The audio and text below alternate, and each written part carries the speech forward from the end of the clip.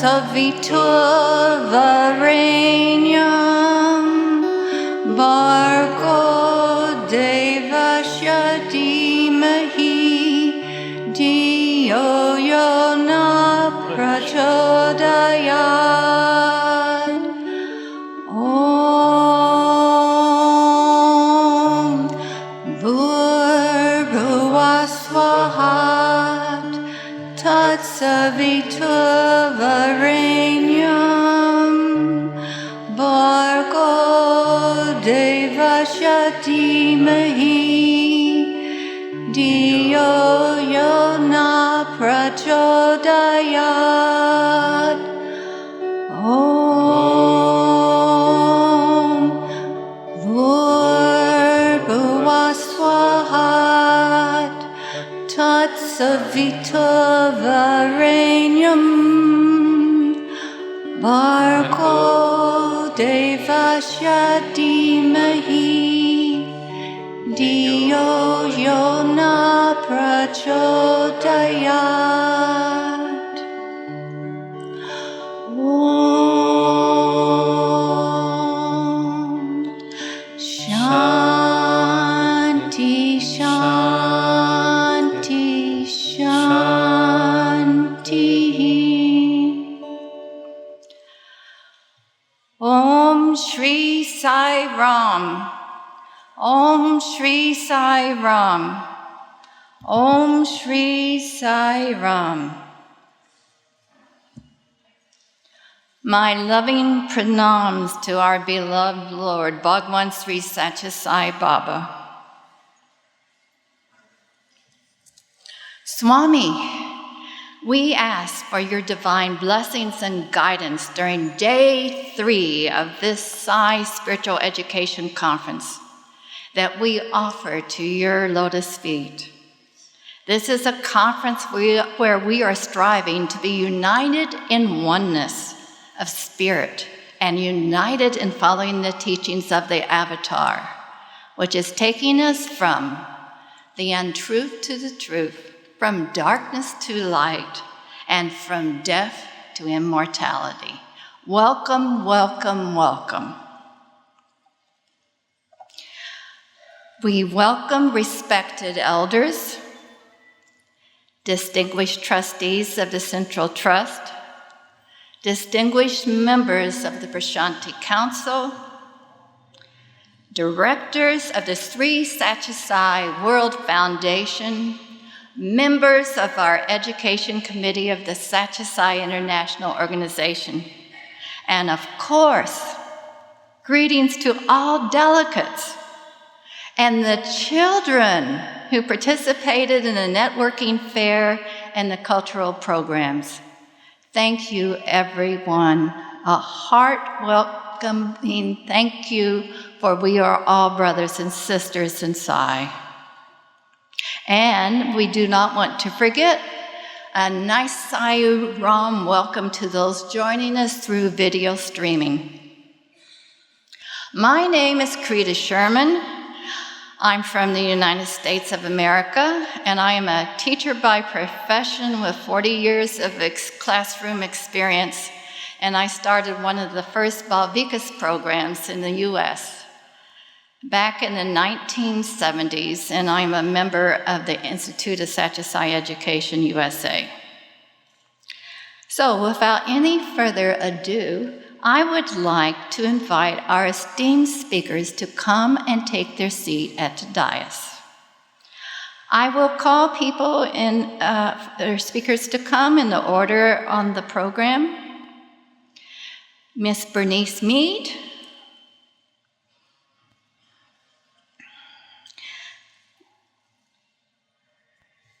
Dr. Vijaya Lakshmi Ravindran,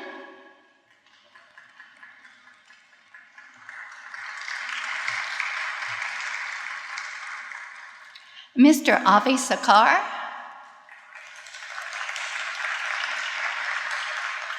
Miss Vichulata Narayan,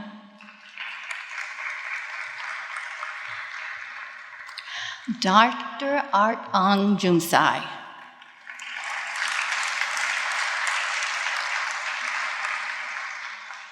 and Dr. Pal Dahl.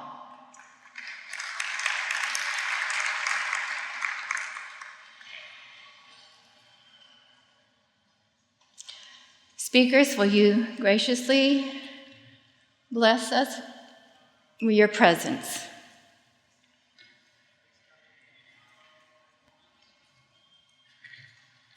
So at this time, a little housekeeping. How about some announcements? A friendly, loving reminder, please remember to turn off your cell phone. Little something to think about. Please think about what workshop you want to attend today. Another friendly reminder, no photos in the Purnachandra. And kindly refrain from walking on the carpet. We'll save that for Swami. So we're at the third day of this conference, and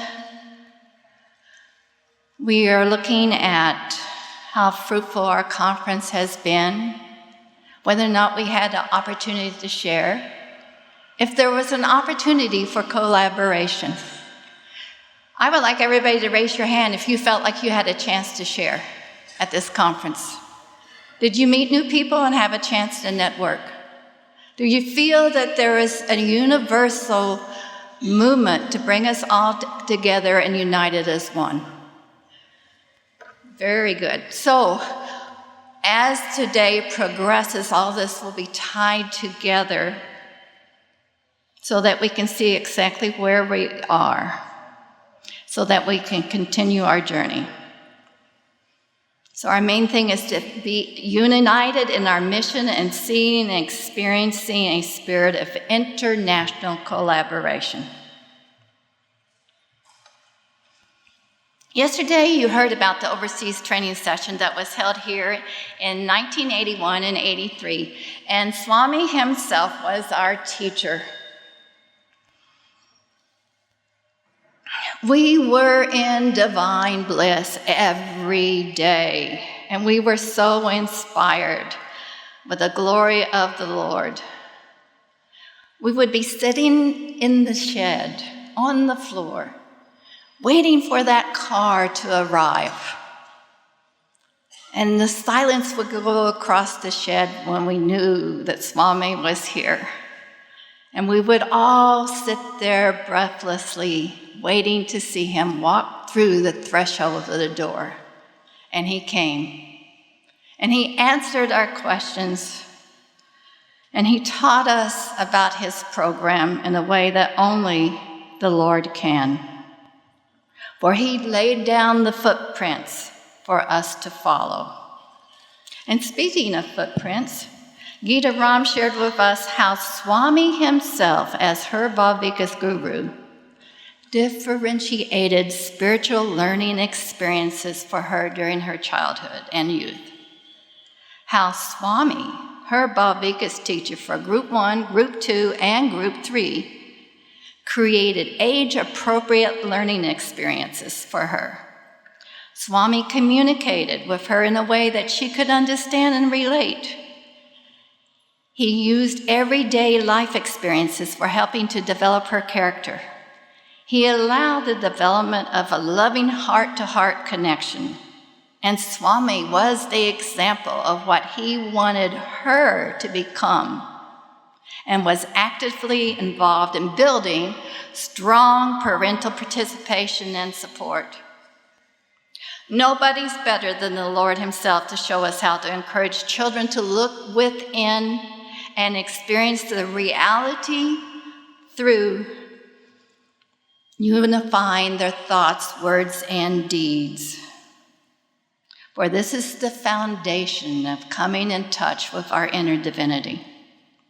As Swami was Gita Ram's SSE teacher, he is also ours. And I'm going to share with you some of my experiences with Swami very briefly before the program continues. During my second trip here to Prashanti in the 1970s, and when I was a new school teacher, I was here at the ashram, and I was told, tomorrow Swami is going to tell you your life's work. And that's exactly what happened. He called me for an interview, and I'm standing there with the beloved Lord of the universe, my palms together, and I said, Swami, please help me become a better teacher. Please help me be a good teacher, please. So, with his graciousness and his wisdom, he was so excited and returned to me. Oh, you're a teacher? Yes, Swami. Yes, Swami. Where do you teach? Swami, I teach in East St. Louis. And East St. Louis is a city in the United States where it's had to deal with a lot of poverty issues. So he was so excited. Oh, East St. Louis? East St. Louis? Oh, East St. Louis. So my heart's feeling so big. So he looked at me, and here was the answer to my question. Teach about Jesus and spirituality. And he said that 3 times. Teach about Jesus and spirituality. Teach about Jesus and spirituality. So I'm thinking, I teach in public schools. I can't talk about Jesus. I can't talk about God. I'm not supposed to be talking about Gospels or the life of Jesus. And with years of contemplation and inquiry, looking at it even deeper, what is the message? What Swami said about Christ was, I am the messenger of God, which is the same as help ever, hurt never. I am the Son of God, which is the same as love all, serve all. My Father and I are one, which is the same as I am I. Little did I know that Swami was providing a blueprint for unifying the thought, words, and deeds of children and realizing their divine reality. These are the 3 stages we take children through, as well as ourselves. Swami has provided guidance in this endeavor through those training sessions in 81 and 83 and other workshops and his wonderful discourses. All so beautiful and inspiring. And today, on the 3rd day of this very special conference, we have speakers who were there for the 81 and 83 conference. We have somebody who graduated from Swami's school. We have a speaker who is going to leave tomorrow to go inaugurate a Sai school in Laos. And of course, we have our EHV leader, Dr. Art Jung Sai, and our education chair, Pal Dahl. So we have an incredible lineup for you today. So with that, I would like to ask Dr. Srinivas Raghavan to lead us in our theme song.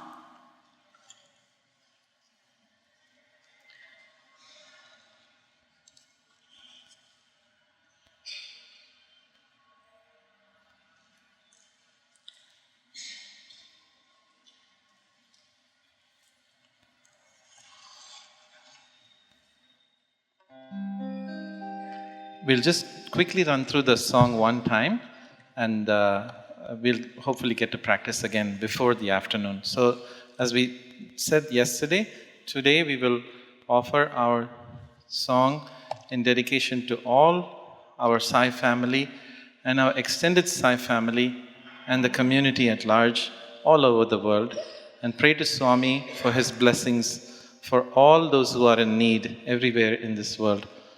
So please follow, we'll sing together as we've done before, 2 times each line. So just please sing with me together. You are my everything, dear Swami.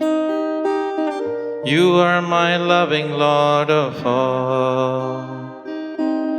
You are my everything, dear Swami. You are my loving Lord of all. I see you, I see you, I see you in one and all. I see you, I see you, I see you in one and all. Thank you for granting us your darshan. Thank you for blessing us all. Thank you for granting us your darshan. Thank you for blessing us all. I see you, I see you, I see you in one and all. I see you, I see you, I see you in one and all. Sai, I surrender at your feet. You take my troubles all away. Sai, I surrender at your feet. You take my troubles all away. You give me hope, you give me light. Love you, Lord, with all my mind. You give me hope, you give me light. Love you, Lord, with all my mind. I see you, I see you, I see you in one and all. I see you, I see you, I see you in one and all. I see you, I see you, I see you in one and all. I see you, I see you, I see you in one and all. I see you, I see you, I see you in one and all. We love you. Dearest Lord, we love you. We love you. Dearest Sai, we love you. I see you, I see you, I see you in one and all. I see you, I see you, I see you in one and all. I see you, I see you, I see you in one and all. I see you, I see you, I see you in one and all.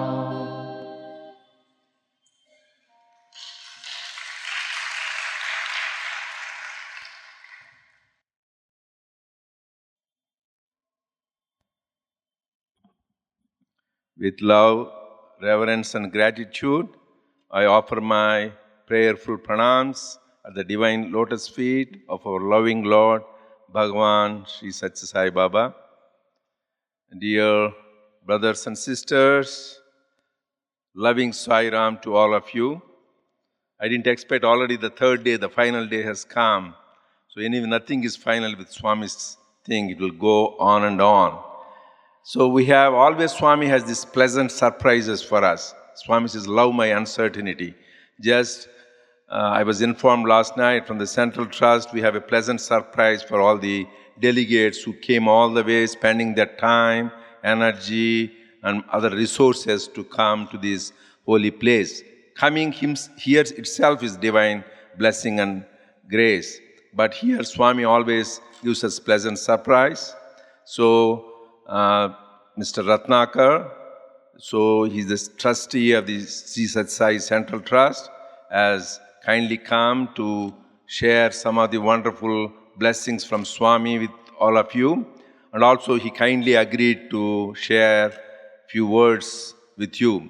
So I don't want to give a big biodata. I don't have one, but I know him personally, also through generations. My mother, father, they know their family. So I want to touch few salient things. One is born in the family of the Avatar. Sri Ramakrishna Paramahamsa used to say, anybody in a family who is enlightened, liberated soul, 7 generations get benefited if you are an enlightened soul, like Ramana Maharshi. And you can talk about an avatar. You are born in the family related to Avatar, how blessed and great fortune. And he is a son of Swami's younger brother, Janakiram, who was a great philanthropist, did a lot of good work in this area. Second special qualification is he went to Swami's institute, SSE Institute of Higher Learning, where the chancellor himself was God, was the chancellor. And he was a distinguished alumnus, got many awards, gold medals. And then subsequently, most of the people go for a job and a good living. Education is for life, not for a living. So he proved it by staying back in this village, working in the divine mission. So working in the Central Trust, spending day and night, spending his time and energy for the divine mission, and is always readily available. Let me assure you that he's available to talk to you, provide any services.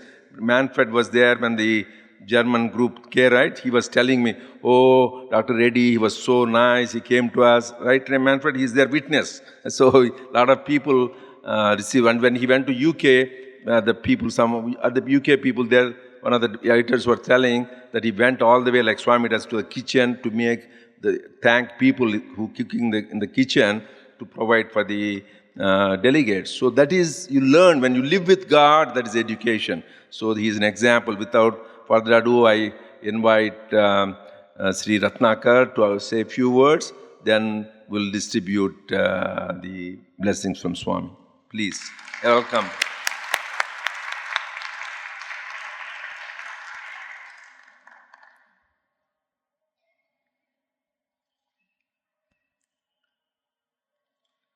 My most humble pranams at the lotus feet.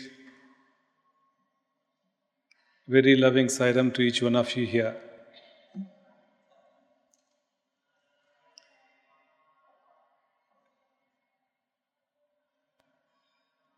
Dr. Reddy, in his goodness, giving such an elaborate introduction. Many a time I face this embarrassment when people say, there was one meeting which I was attending. One gentleman just before got up and said, here is a man who shared the same DNA of our Bhagavan. I didn't know how to react to that. But it's a great blessing, no doubt. But what Swami prompted me at that minute, I would like to share this minute. The DNA is something related to your physical body. It can go away. But all of us share his spirit. I may share DNA, but all of us share the spirit of Swami. And that way, we are all related to each other. We are one single family.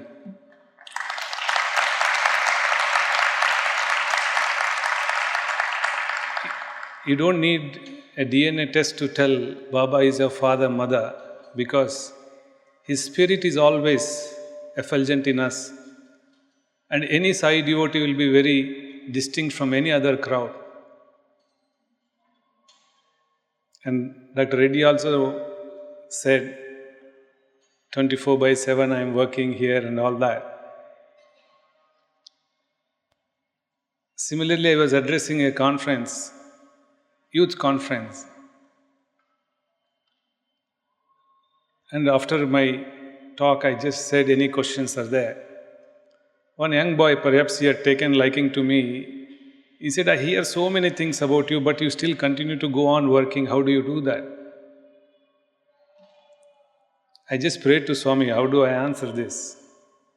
I think Swami prompted me, and I said, I have no other alternative. When I look and see, I don't know any other path, I don't know any other God. What do I do? This is the best thing I know in my life.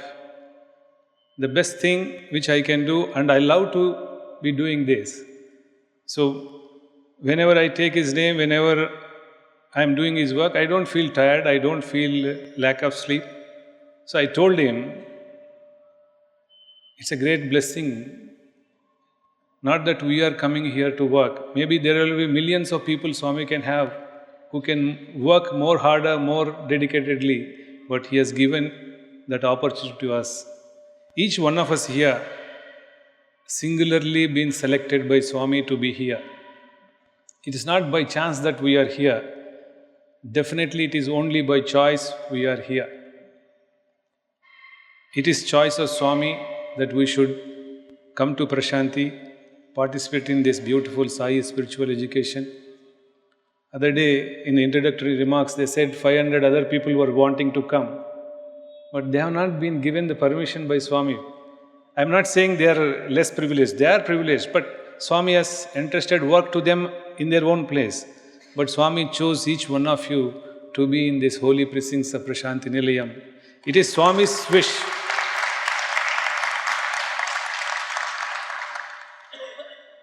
And what a greater holy forum you can get to discuss spiritual education than Prashanti Nilayam on this planet. When he was hardly 25, he inaugurated Prashanti Nilayam. Swami was just hardly 25. He was 21 when he laid the foundation for this spiritual mission. The Prashanti Nilayam which we see, at age of 21, lot of us will be not even knowing what to deal, how to go about, and we don't have any plans about ourselves in future. But he had laid a foundation. 25th year, he inaugurated Prashanti Nilayam, which was going to be the center of Sai movement, the world Sai movement, in 1950. So God has descended to here just for our own ascent. And Reddy this morning just told me, see, you need to speak. I said, Swami, again and again I keep getting surprises.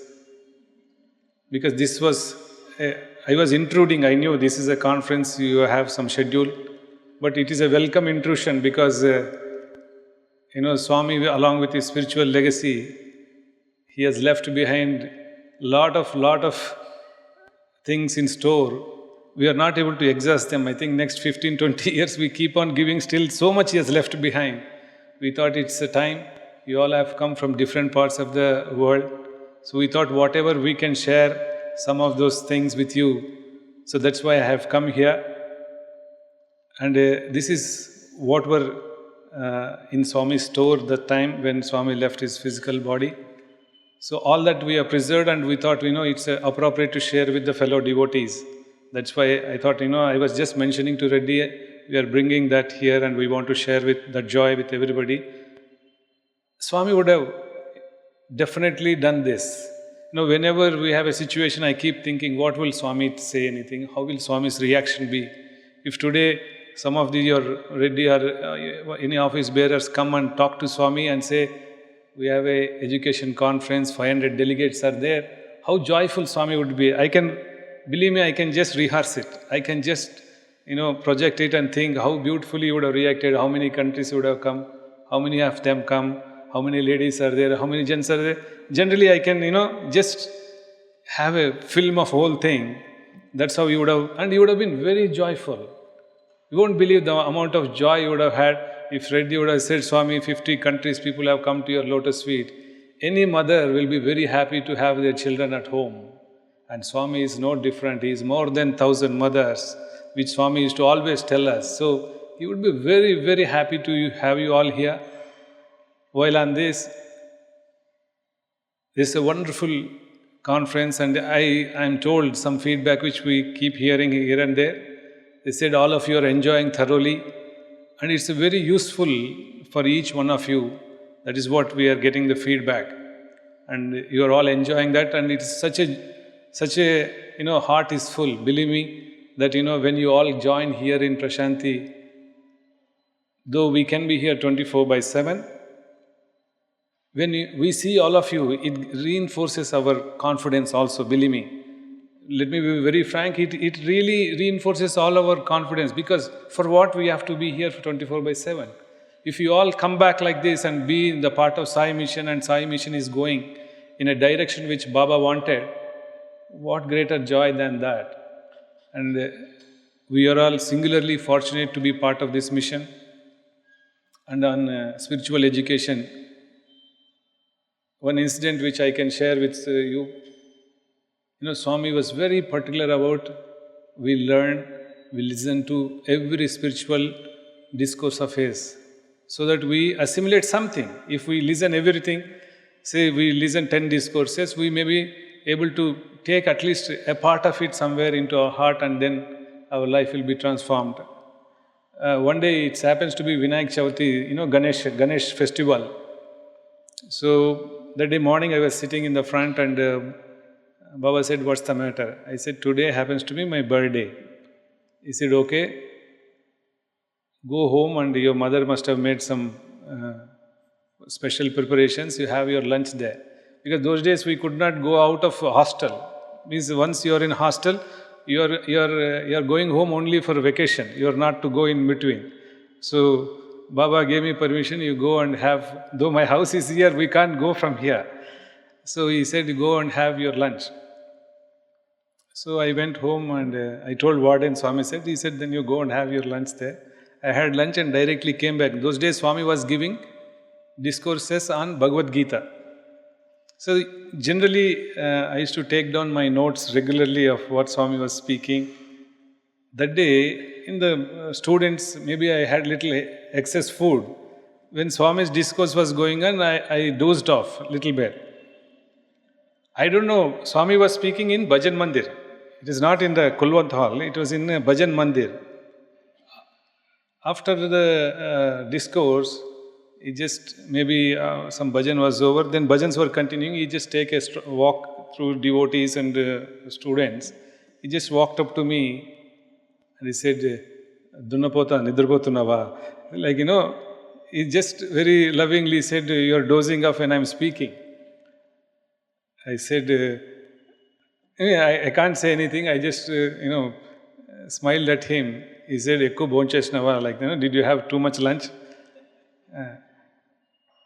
Then he said, "I see you every day writing. Today I did not see you writing. That's why I knew why you are not writing, you are sleeping."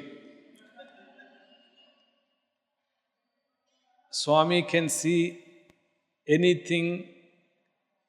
There's nothing Swami cannot see in this universe. It's not that, telling me about my dozing in a speech when he was talking and I was sitting in somewhere outside students. That's a very small thing. He can see, means beyond him there is nothing. That is what we all should, when we say God, God is all pervasive, all powerful, all knowing. We can't disconnect this. We say one side God, and the other things we take it for ourselves. No. God is all pervasive, all powerful, all knowing. And it's a simple thing. Maybe my writing is discourse, my taking down his discourse is a very normal thing. But, like that, so many of times Swami has time and again said that we need to be attentive, we need to give, he has come to only give, fill our hearts with all that divine message. So any laxity, he won't accept it. And beautifully he used to say, bamboo seeds. If you sow bamboo seed, it takes nearly 5 to 6 years to sprout. You don't see anything coming out of earth once you sow bamboo seeds. But once it sprouts, it grows at 2 meters per day. See, the young children, because you're all teachers, Swami said this to teachers' conference. So many children may look not so doing well, but let me tell you, when they sprout, they grow at a very, very great speed, because that seed is not lost into the earth, it is sprouting. Once it sprouts, it grows at a tremendous speed. So all children, and Swami, I just was recollecting what Swami talked to some teachers in some of different conferences. He said, some flowers require light to bloom, blossom. Some require shade to blossom.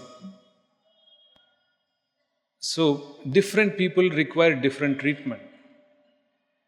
And finally, in one discourse, Swami beautifully said, don't think you are chiseling out very great value children are great souls. You're not the ones who, you're only, and beautifully he said, if there is a stone block, a boulder or a rock, he said a sculptor goes and say he's making a Jesus idol.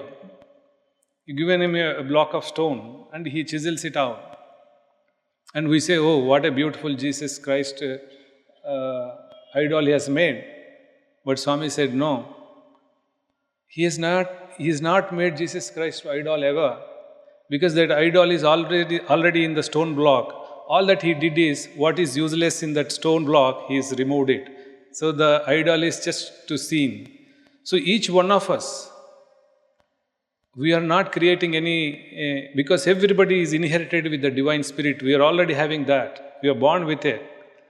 Something which we need to remove is what is that useless thing which is covering it. Because it's already there. It is that. So Swami said, all of you have that, and one more important thing which he was talking is about listening. You should, because these young children, they have problem of attention. You may be speaking, you may be teaching, but nothing goes in. That attention, you should give them. That's why even Swami, how wonderful listener, he used to, we go and talk some nonsense also, he will listen for a little while, and then afterwards he says, don't wait, Bangaru, ready, Many times he gives a patient hearing, because we should learn to listen. And listening also, communication is a skill, listening also is a skill. We have to teach the children how to listen. Somewhere when I went to address a small gathering here, they had put up a banner. Of course, that was an inappropriate banner at that point in time, because they had given me almost 45-minute slot. But the banner said, you listen, when you listen, please listen to others and don't speak less. Because when you are speaking only that which you already know. But when you listen, you are learning something new. So, when you are listening, you are learning something new. But when I come to speak, I am only going to speak what I already know. But this banner was put and they asked me to speak for 45 minutes. I said, remove that banner. You have come ask me to speak and ask me to put a beautiful banner about listening. So, we have to inculcate that listening habit in the children, be attentive. These are all what Swami has, various times he has given guidelines to teachers. Anyhow, I am just an intruder today. Thank you very much, and I am so happy that you are in the precincts of at Swami's lotus feet. Enjoy and take his blessings back with you, and share these lovely blessings with each one who comes across to you back in your places. And now we are small, whatever, I don't say gift or is a blessing, whatever, we will share that with you, and thank you very much, Sai Ram. And thank for the inspiring words, Nakar, that's really beautiful. So now we'll have the gifts. So another thing I want to clarify, you are not an intruder. You are, as you said yourself, you are part of the family. So it is a very pleasant surprise and Swami's a special blessing. So thanks for that. Huh? So yeah, ladies' side, there's some lady volunteer.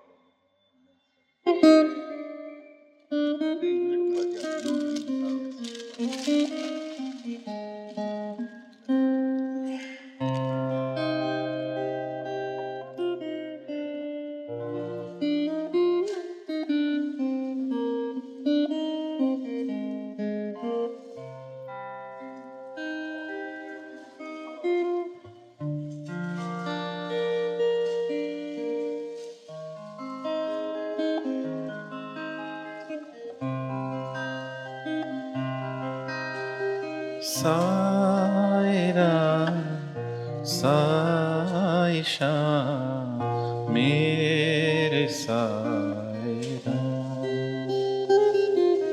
Sai Ram, Sai Sham, Mere Sai Ram. Mere Sai, Mere Baba, मेरे प्राणनाथ राम, मेरे साए मेरे बाबा, मेरे प्राणनाथ राम। साई राम साई श्याम, मेरे साई राम। साई राम साई श्याम, मेरे साई राम। तेरे द्वार पे मैं आऊं, मुझे शांति दो भगवान। तेरे द्वार पे मैं आऊं, मुझे शांति दो भगवान। मुझे शांति दो भगवान, मुझे शांति दो भगवान। मेरे जीवन में साईनाथ है, मेरे जीवन में साथ रहो साईनाथ मेरे। मेरे साए मेरे बाबा, मेरे प्राणनाथ राम। मेरे साए मेरे बाबा, मेरे प्राणनाथ राम।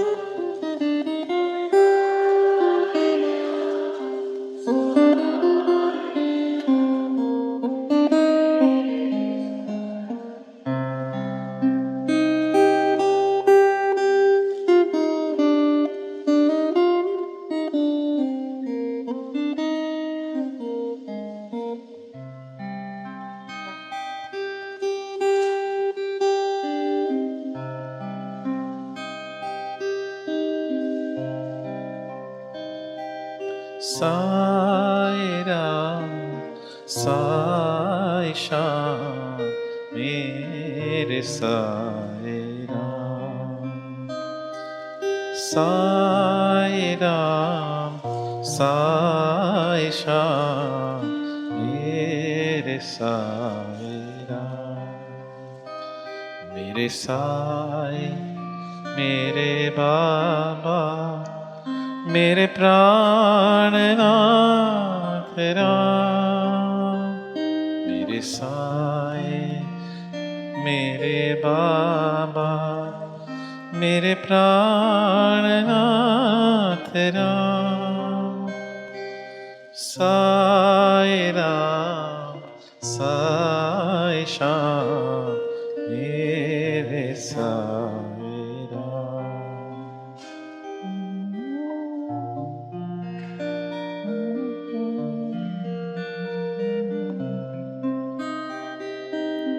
हमको तुमसे प्यार कितना, हमको तुमसे प्यार कितना, साई तुम ही जानते। साई तुम ही जानते, दिलों की धड़कन तुम हो साई। दिलों की धड़कन तुम हो साई।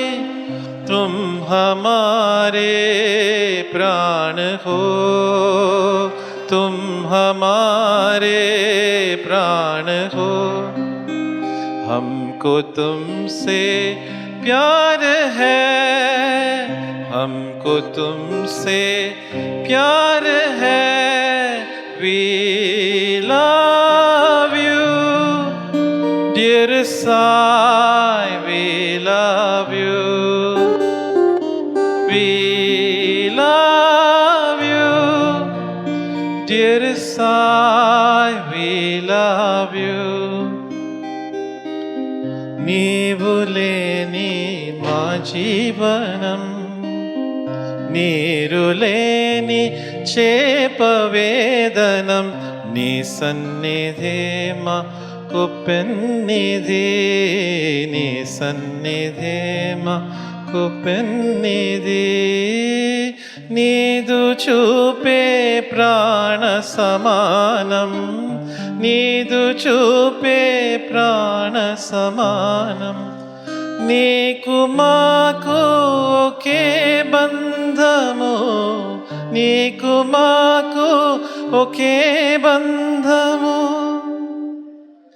అది ప్రేమ బంధము. हमको तुमसे प्यार कितना, साई तुम ही जानते, दिलों की धड़कन तुम हो साई, तुम हमारे प्राण हो, तुमको तुमसे प्यार है.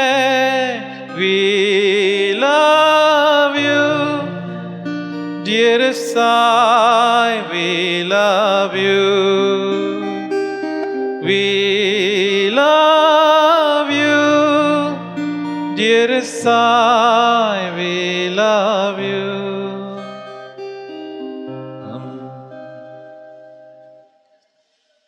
Sai Ram. So everybody got? So raise your hands. Everybody got it. Good, nice to see that. Anybody did not get? Good, everyone got it. So people, if you have friends or somebody who were there yesterday and day before, didn't show up, let us know. Just we are going to have few spare, so we can give it to them as Swami's prasad. Okay? So thank you.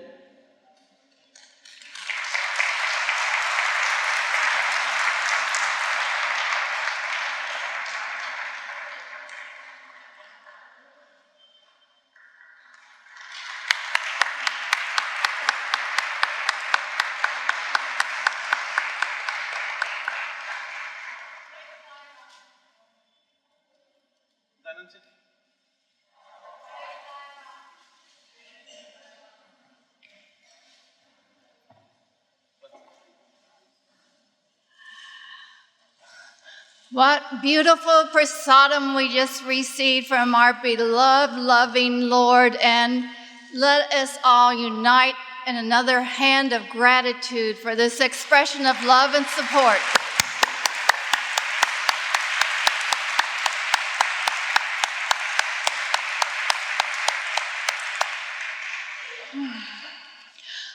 My heart is truly touched. I don't know about you, but I feel as though Swami has definitely made it known that his presence is here and he is very pleased. And thank you, Swami.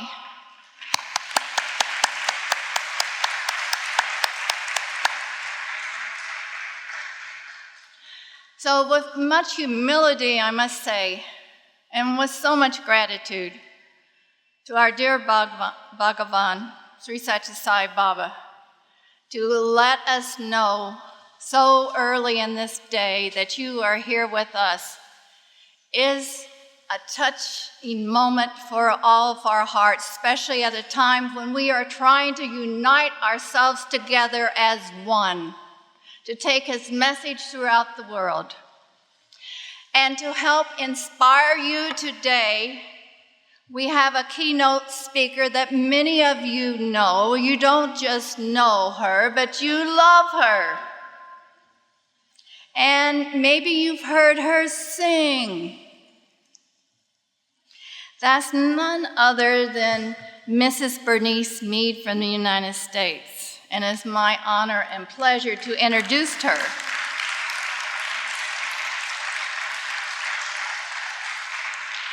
Our dear Bernice has been a devotee of Satya Sai Baba for 38 years and has been blessed with his guidance and direction for her role as the National Education Coordinator, USA. She had the honor to be a speaker for the valedictory address at the Balvikas teacher training right here in Prasantin in 1983. Bernice presented a paper to the delegates of the Educare Conference in 2001 and organized Educare workshops for every region in the USA. Bernice was advised by Sai Baba himself in 1997 to go to Russia and conduct teacher trainings and attend the EHV workshop. Bernice was also the SSE convener for the Satyasai World Education Conference, July 2008, and was appointed to the World Education Committee and was the chair for the SSE Committee Division from 2008 to 2012. She has her bachelor's and master's in what else but education. And she comes to you with 30 years of teaching experience and 38 years of following in Swami's divine footsteps. So ladies and gentlemen, I introduce to you Miss Bernice Mead. Oh, thank you, Greta. Sairam, everyone. And pranams to the lotus feet that's the indweller of every heart here. Dear embodiments of love, it's great to be here with all of you, and to many of you I've seen many times, but some of you for the first time. And it's good to be here. Thank you, Swami. Isn't it interesting? I'd like to, everybody has a story, and I wish we had time to hear everyone's story of if you weren't born into a Sai family, like Miss Geeta Ram was, we came to Swami some other way. And someone like me is very unusual, because I came from middle America. I was a farm girl, came in a family of 11 children. I used to milk cows, work in the fields, work my way through school. And I accepted Jesus Christ as my Savior when I was 15. And I loved Jesus. I wanted everybody to know about Jesus. And so I tried to convert everybody. That's what you do, because when you get into that type of thing, they scare the hell out of you, so you just become good when all that hell is gone. So that was my background. And then when I married my husband, he wasn't really all that excited about organized religion. We started meditation classes, and then I began to open up and say, there's something more. There's something more than Jesus is the only way. What is it? I'd like to know. Then we heard about a meeting at a little metaphysical church, and they were going to talk about the reincarnation of Krishna. And my husband was really excited about that. And I said, I don't think I want to go. Anybody who says he's a reincarnation of Krishna, there's something not quite right. Because the only Krishnas that I had known were the Hare Krishnas at the airport, and they all seemed so happy.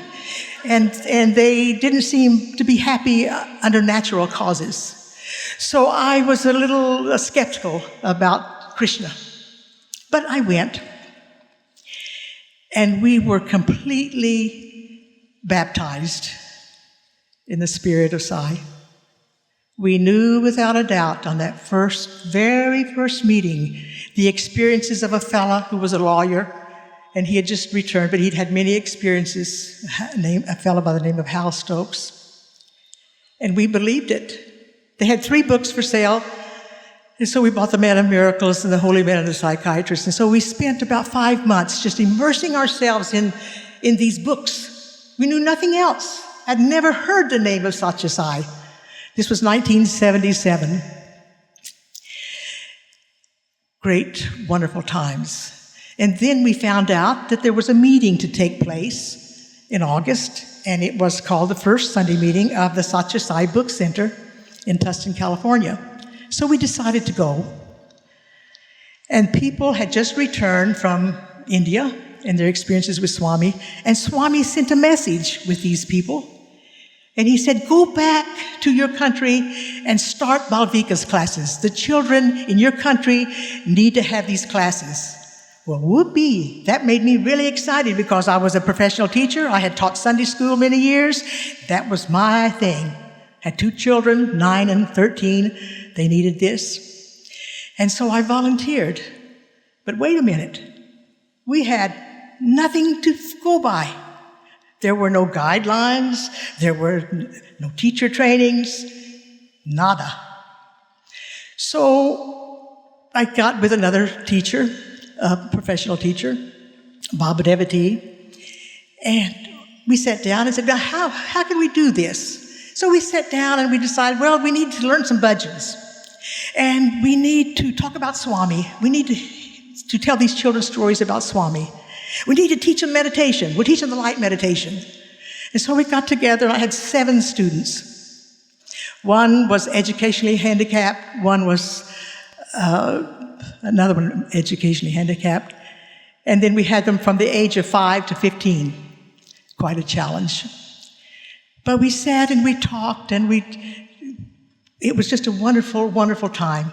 Loving Swami, that was the main thing, just loving Swami. And we were getting immersed in his teachings too, because, we were just beginners too. Then we heard about that there was going to be a training here in Prashanti Nilayam in 1981. I was very, very excited. We were going to now find out just what we could do and when we could do it and how we could do it. And then they had little Balvika's camp along with it. So I brought my daughter. And it was just a very wonderful time. We met out here in the north buildings, where the north buildings are now, and had little sheds out there. And we came, and Brother Gokak was sort of in charge of everything, and some of the others.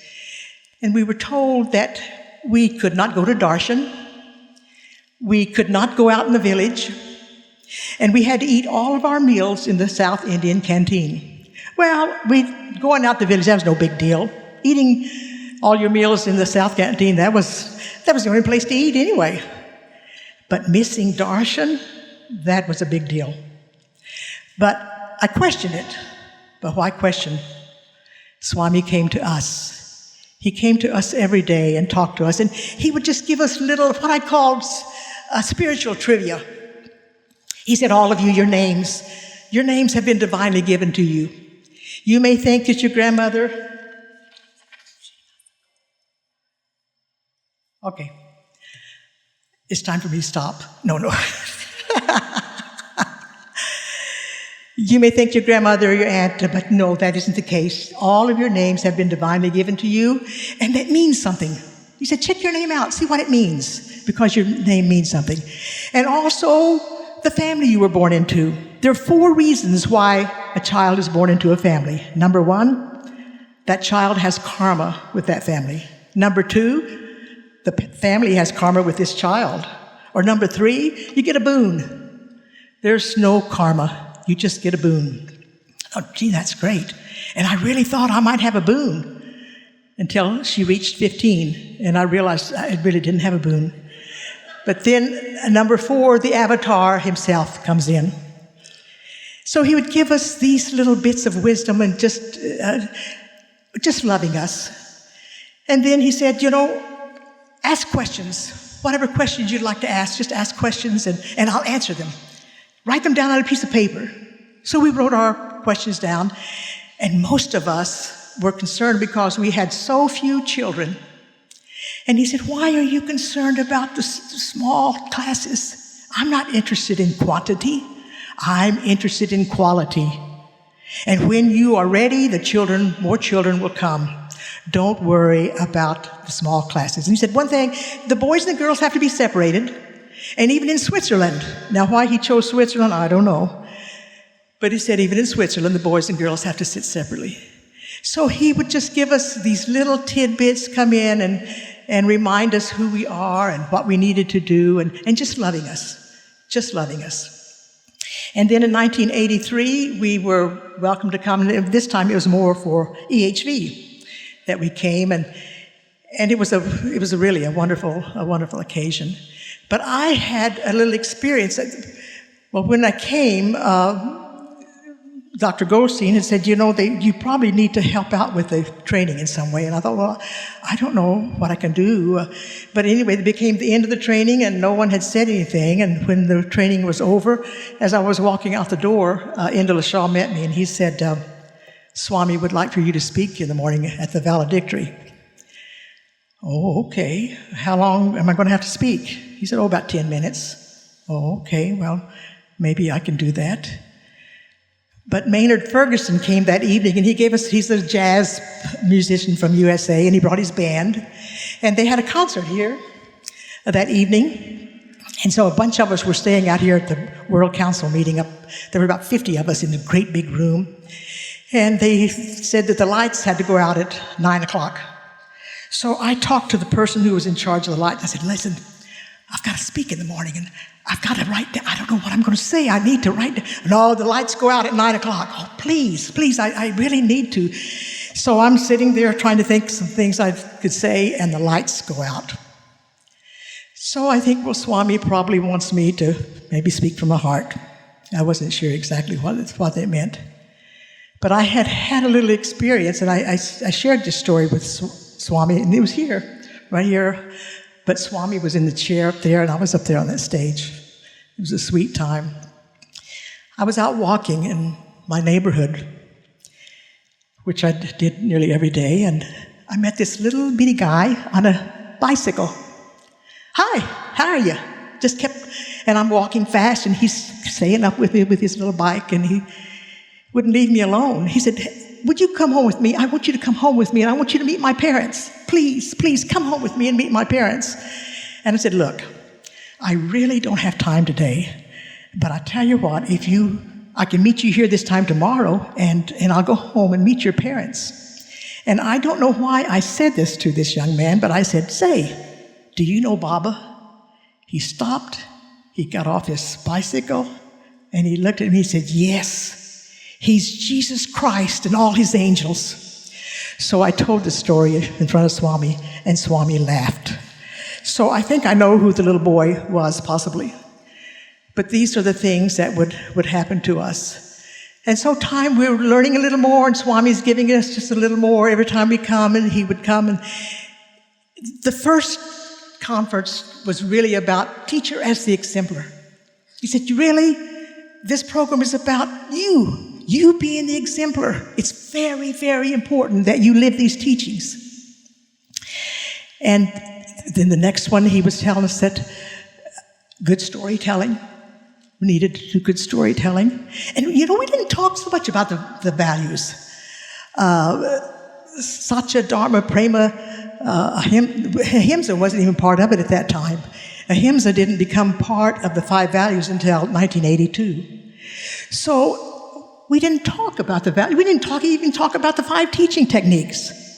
The things that Swami was pushing us as teacher, as exemplar, and being a good storyteller. So he chose, there's a little lady here in the village somewhere, he chose her to come, and she told a story one day. Oh, she was so full of life and light, and she just made everybody laugh. And I wondered, here we were, most of us educators, but not good storytellers. Here he chooses a little lady from the village to come and share a story, and we all were excited, and Swami was very excited about it. So he wanted us to be the exemplars, and good storytellers. That was a starting point. Then we began talking about the values. Very important. In 2000, Jamsai, Dr. Art, had a little Educare conference here, and it wasn't about Sai devotees especially. It was about professors and people from around the world who were doing wonderful things in their character building in their classes. And so they were all invited here. And it was really a wonderful time. And Swami talked to us about Educare. He said, this program is about Educare. Educare means bringing out. These values are human values, the 5 values, they're inside every human being. And this program is about bringing them out. And I think many times we get sidetracked with slokas, with prayers, with meditation, with this, with that. And basically we forget that what this is really about is living these values, pulling them out, practicing these values so that our divinity will manifest. And basically, that's what Art was trying to share with all these professors from around the world.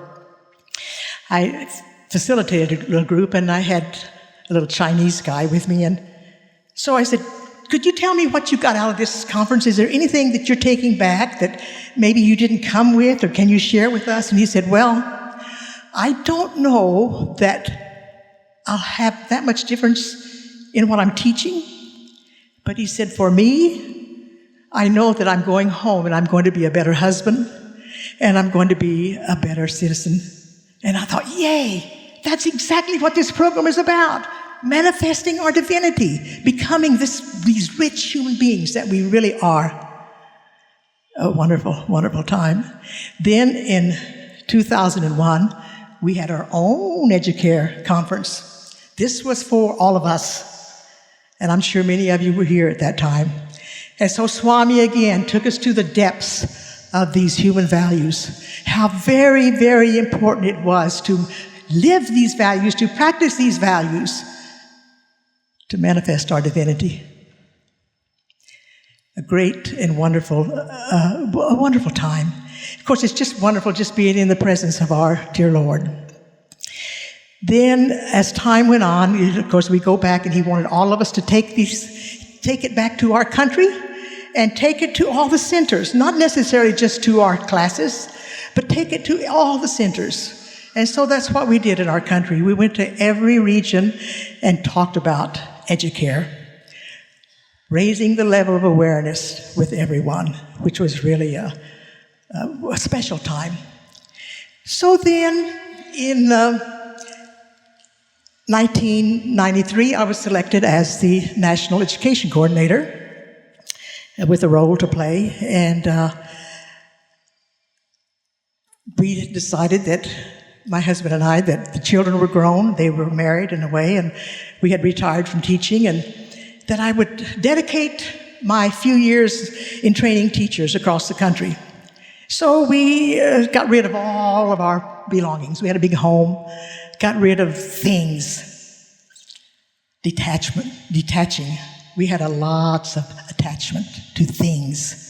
So we did that, and we got us a motor home. Now, I was planning to travel all around the country to visit every Balvikas class. We were called Balvikas still in those days. And I was going to visit with each one of them, go in and train teachers, and was really getting excited about it, but we needed a teacher's manual. You know, as a teacher, when I taught school, I had a manual for reading, for math, for science, so we needed a teacher's manual for our values program. So we were busy working on the teacher's manual and sold the house, got rid of our belongings, and I was getting ready to go to India. I had made reservations and a rough draft of the guidelines to bring them to Swami before I started on this journey. And my son, who was a stuntman and actor, had an accident just before I was to leave for India. And while a friend of mine and I were working on the guidelines, got a telephone call that my son was in surgery. And I thought, Swami, now wait a minute. You're not going to take my son away, are you? I had just read a story about a man who was grieving because he'd lost his son. And a neighbor had to tell him, look, why are you grieving? His karma's over. He doesn't need to be here anymore. And I thought at that time, Swami, what if you did that to me? But my son was in this crazy business, this stuntman jumping off buildings and all this kind of thing. And so when it happened, I thought, I can't believe this has happened. I'm getting ready to go to India. I'm getting ready to travel around the country. Swami, you're surely not going to do this to me, are you? And so for the next 5 months, we followed from hospital to hospital, and my son Jay remained comatose. So finally, I decided I've got to make that trip. I've got to come and find out, what is my next step? Am I still to be the National Education Coordinator, or should I give it to somebody else? Because I'm much too busy with this son. So I came. Swami called me in, and one of the first things he asked me, what are you doing? I didn't answer, because I wasn't doing anything. Again, what are you doing? Well, Swami, I'm the National Education Coordinator. Oh, she's national. She's National Education Coordinator. I said, oh, wait. But Swami, I'm really having a lot of problems. My son has had an accident. He said, yes, I know her son was in an accident. And I'm having trouble getting away, leaving the bedside. And he said, why are you so attached to this son? How many sons have you had? Do you remember any of them? Listen to that. You got a son in a coma, and he's saying, why are you so attached? So I had to stop and think about it. I said, well, Swami, I've been trying to get this teacher's manual. He said, don't try, do. Get that manual completed.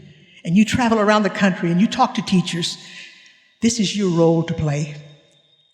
He said, this is the role that I have given you. He said, all of you have roles. He said, this is a big drama. This is all just a big drama, and all of you have roles to play. Play your role. And then he sat back in his chair and he said, and I'm the director.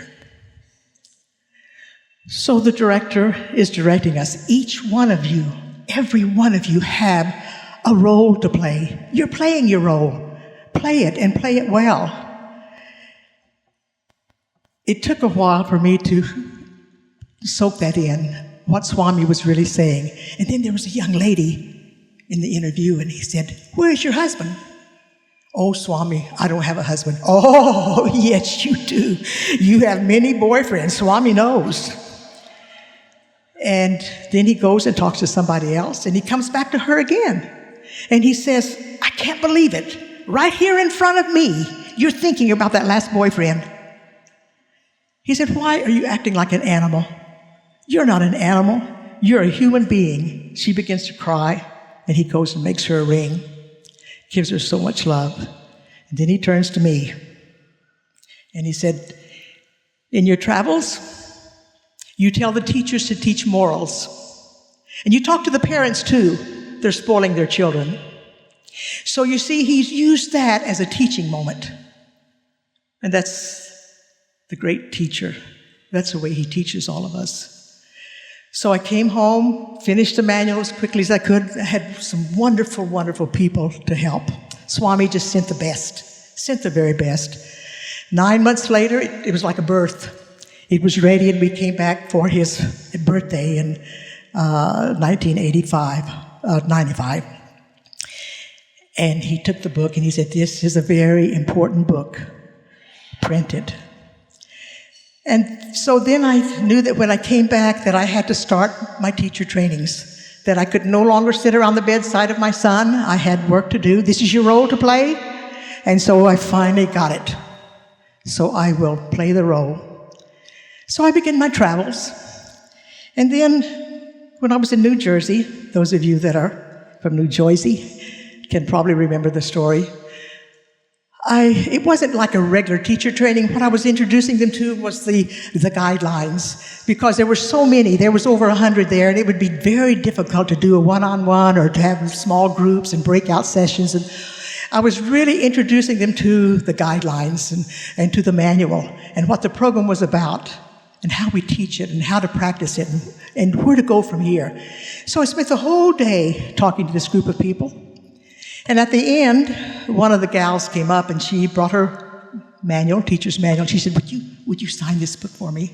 I said, oh, honey, look, I didn't write this book. There were many people working on this book, and we have no names on this book, and I really don't feel like that I can sign. Oh, I know that. She said, I know, but today you talked to her, said, please, would you just sign it? Okay, give it to me. So I put do good, be good, see good, and sign my name. Then she had a friend. She wanted her book signed. So if I signed her book, I couldn't say, no, really, I can't. So I signed her book. And then all of a sudden, I had a whole line of people to have the book signed. And then this young man came up. He looked like Swami did when Swami was about 30 years old. His hair was parted right there, and his full here, had a business jacket on. And I looked at him, and I said, hey, did anybody ever tell you look like Swami? And he said, shh. No, really. you look like Swami. Shh. Oh, you can't fool me. And so we sit there and it's back and forth. He doesn't have a book to sign, but he just talking to me. He says, would you like to sit down and let me rub your feet? I said, look, who needs to rub whose feet? Because now I know he's Swami. I'm playing like he's Swami, and he's playing the role too. And we're just having a wonderful little time. And then somebody comes up and they want another book signed. But before that happens, he said, I had a dream. And in the dream, before I went on this trip, it was a Swami dream, but it didn't look like Swami. He looked like someone else. But in the dream, I knew that it was Swami. So in the dream, I said, well, you can't fool me. I know who you are. And in the dream, he said, yes, I know you know who I am. So now I'm back to New Jersey. So I say to this young man, well, you can't fool me. I know who you are. And you know what he said? Yes, I know you know who I am. Oh my God, it's him. It's really him. How can I tell everybody? This is Swami. I'm talking. You can't say anything. And I know that it has to be Swami. And I want to say, well, wait a minute. Let's go over here in the corner. Let's just talk. Just me and you. Let's just talk. And then there's other people to have their books signed. So I'm signing books. And he's back again with a book to be signed. I said, wait a minute. I can't sign your book. What? You've signed everybody's book and you're not going to sign my book? Oh, give it to me. So how can you tell God, do good, be good, see good, right? So I said, you are God, you are no different from God, and I love you. And he said, you signed my name different than the others. Well, I had to. He said, yes, I know. And then somebody else came up with the book to be signed. Then he came back again with a cup of tea and some candy, Indian-type candy. He said, you've had a long day, and they were having dinner for us. And I said, it's going to be a while before you have dinner. He said, everybody wants to talk to you. And I said, and by now, I'm crying. I have tears, blissful tears. I know that I'm speaking with Swami, and I can't share it with anyone. What a position to be in New Jersey. I'm talking with Swami, and I can't share him. So I said, do you know how much I love you? He said, yes, I know how much you love me. So it was such a wonderful experience. I had blissful tears all the way home on the airplane the next day. That's all I could think about. And I thought, well, you know, even if it wasn't really Swami, I experienced Swami in this young man, and that's great. You know, why can't we do that? Why can't we experience Swami in each one? And so I had rationalized it. It's okay. If it wasn't Swami, it still was Swami, because you're all Swami. So then I got to go back in 97. I had been invited to Russia. I saw Validi here. He picked me up at the airport, and oh, thank you.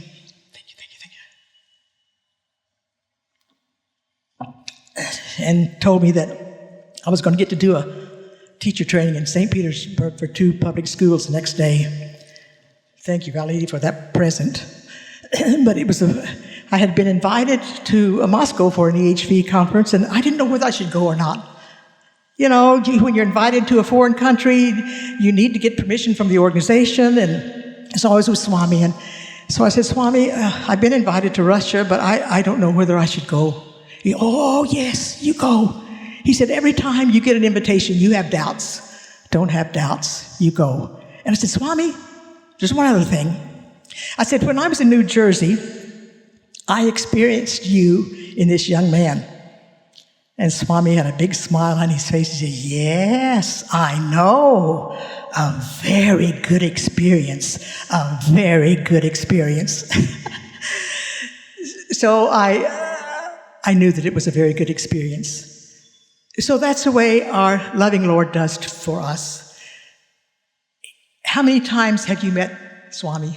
How many times did you recognize him? Can you see God in everyone? You see, all of you and all of us have been chosen. You remember in 2008 when Swami told us that we had been chosen? I thought, gosh, that's sweet. I know the Bible taught many will be called, but few will be chosen. And he's telling this group of all of us, You've all been chosen. This is your role to play, and you've all been chosen. And he told us at one of the teacher trainings, he said, you get to be this SSE or Bhavika's teacher from merits from past births. Incredible. It's not that you have to be, you get to be from merits from past births. Incredible. What a teacher to tell us that who we are, and what a wonderful program this is, and how each one of you have a role to play, and how important it is. The golden age is coming, whether we're ready for it or not. And it looks like that so much is happening. How's it going to happen? All of us wonder that because, politics, in every area of life, there seems to be so much darkness. And I don't know about in your countries, but in our country, we've had so many shootings and just darkness. And I complained to Swami once, even about my class that I had in public schools. I said, Swami, so many of my children come from dysfunctional families, and I don't know what we can do about it. And he sits and he listens to me patiently, and he says, but that's not all bad. It takes the darkness for the light to be seen. And so I feel like that's what we are experiencing now. There's a lot of darkness, but it takes that. We're going to get tired of it. We're going to reach a point where we can't handle it anymore. And we're going to go to that light. That's what this program is about. It's about bringing light to our centers. It seems to be where Swami has started first, in the Sai centers, and then he's telling us to expand. Go into the communities. And so we have EHV, and we're going into communities. Wherever we get a chance to go, that's what we must do, to clean up our act, to become that. So I'd like to finish with another little story. Swami has dealt with me with a lot of different, in a lot of different areas. And in 1983, we discussed one day, spent the whole morning talking about testing.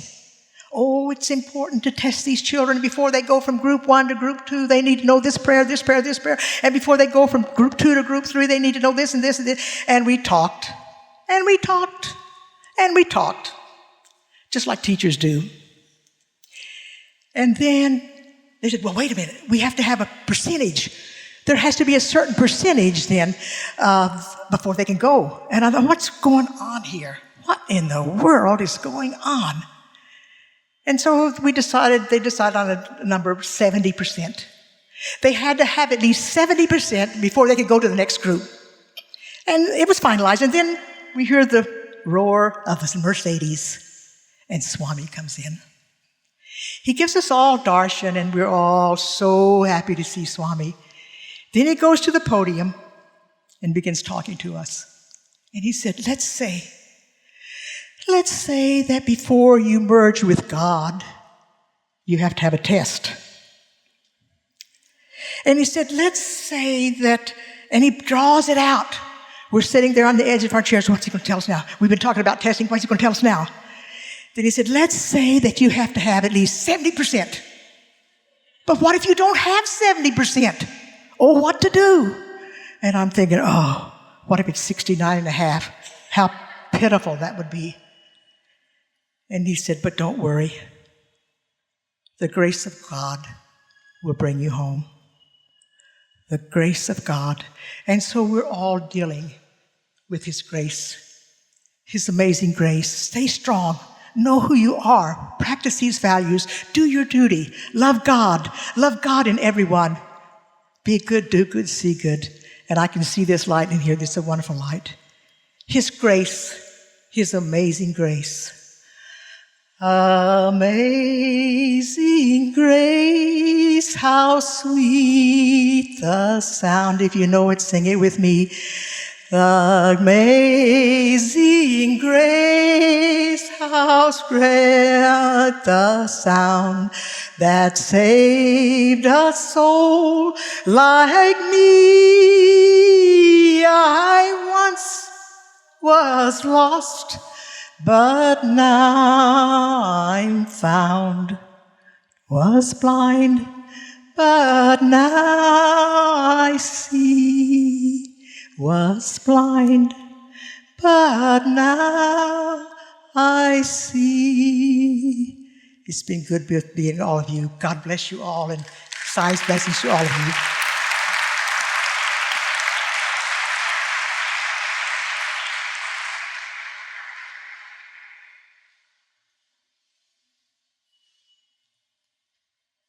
Amazing Grace.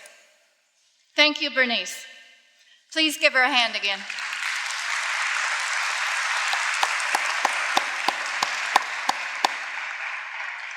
The most amazing grace of all is that Swami incarnated to begin with. Shirdi Sai, Satya Sai, and Prema Sai. That is the amazing grace, and for us to be his contemporaries and to have experienced his love and to heard his voice, his timeless message, because his message, things that he shares with us about who we are, how to work with children, and spirituality is timeless. It lasts forever because it comes from the divine breath itself. And Bernice was talking about these wonderful opportunities that we had with the children. And just one of the things that Swami said to everybody when we were in attendance was, it's greater to be a maker of a king than the king himself. So greetings to all you king makers. So at this time, we get the great opportunity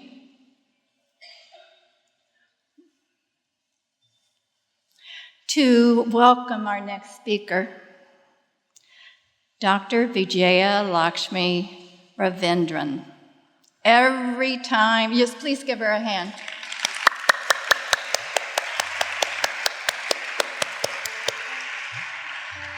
Every time I've come to India for an education conference or to be here with Swami, I would see Dr. Vijay. Dr. Vijay herself is going to speak to you from a very unique perspective because she got to be in the Bhava Vikas program right here in India. And she was a youth coordinator. In 1978, she and her husband, Dr. Ravindran, who's Sri Satya Sai International Organization's Zone 4 chair, was called to come into Swami's fold. Dr. Vijaya Lakshmi attended the 1981 and 83 Bhava Vikas training camps here in Prashanti,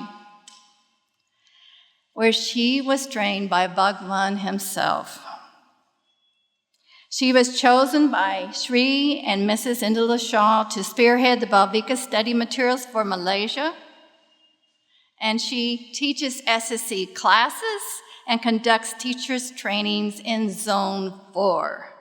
Dr. Vijaya Lakshmi served as a member of the Education Committee of the Sri Satya Sai World Foundation in SSE for 3 years. Dr. Vijay obtained her medical degree from the University of Kerala and received her FRCS Fellow of the Royal College of Surgeons in Edinburgh in 1977. And here's something that's very unique that we want to share. She, of course, does medical work in government and private hospitals, but we want everybody to know that in her clinic, 40% of her patients are treated free of charge.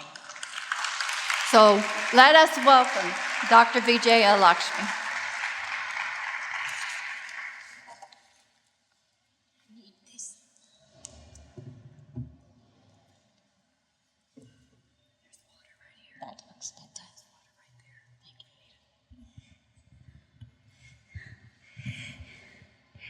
Om Shri Sai Ram. My loving and humble pranams at the lotus feet of Bhagavan Shri Satya Sai Baba. Respected elders, members of the Central Trust, members of the Prashanti Council, and members of the Education Committee, the World Foundation, the various esteemed office bearers of the various institutions and countries of Sri Satya Sai International Organization, and my dear fellow delegates who are physically present here, as well as those who are following the proceedings online through live stream. A very loving Sai Ram to all of you from my heart. This morning, Avi Sarkar, who is supposed to speak after me, and I were discussing what are we going to speak, because all that is to be spoken has already been spoken. Then I had a great idea that I will share my experiences when I went for the training in 1981 and 1983. And Greta and Bernice have done the same thing. So we were whispering and we thought that the only thing remaining is silent sitting. Probably we just do silent sitting. But then as Bernice was speaking, I realized one thing. Our beautiful, loving, great Swami has this great talent of giving different experiences to different people by, even if we undergo the same training or the same darshan, sitting next to each other, but our experiences are different. So I thought, like everybody, I will start my story. See, I am born and brought up in the state of Kerala, India. It's a state that prides itself of very high literacy rate. And when I was 4 or 5, everyone used to ask me, what would you like to be when you grow up? And I used to tell all of them that I would like to be a teacher. This is because my mother is a teacher and many members of my family are teachers. My father was not a teacher professionally, but he used to take Bhagavad Gita classes, and I see him more as a teacher than anybody else. So I said, I want to be a teacher. But it so happened that I became a doctor. But I was in the Chinmaya Bal Vihar from the age of 5 until the age of 18 when I joined the medical school. I learned a lot of things. I learned Sanskrit, I learned a lot of things. I knew that divinity is beyond name and form. I knew that all religions lead to the same goal. I knew that we need to have unconditional love in order to progress in our life. But all that was in the head. And I used to hold on to that divinity. Of course, I was brought up by, my father. When I was a little baby, maybe I was given a small statue of Krishna. And that statue remained with me until I was 16. And Krishna grew up with me to be my friend. But when I had problems and challenges, I don't call upon this friend Krishna, and I call upon that divinity which didn't have form. And I was holding on to it with all my might, with all my strength. And I'm sure that took me through all the challenges and all the crises in my life. And then there was this period. I was a medical student, and just before I finished my course, I got married. And I came to Malaysia, and then we were busy doing our postgraduate degree and came back in 1977 again to Malaysia. And that was a big gap of 14 years. And after 14 years, in the year 1978, my husband and I, through a series of dramatic incidents, we were called into the presence of Swami. It was hard again because our thoughts, my husband's thoughts and my thoughts were not in line. But finally, we found common ground. And we were in Whitefield in 1979 for the first darshan. And the very first time we got our interview. And it was a fantastic interview. I don't have time to talk about the details of it, but I will tell you some of the things that Swami told at that time which are relevant to our SSE. Number one, Swami said that, as usual, women were majority and men were few. And I was sitting right under his feet, and my husband was sitting there, very few men.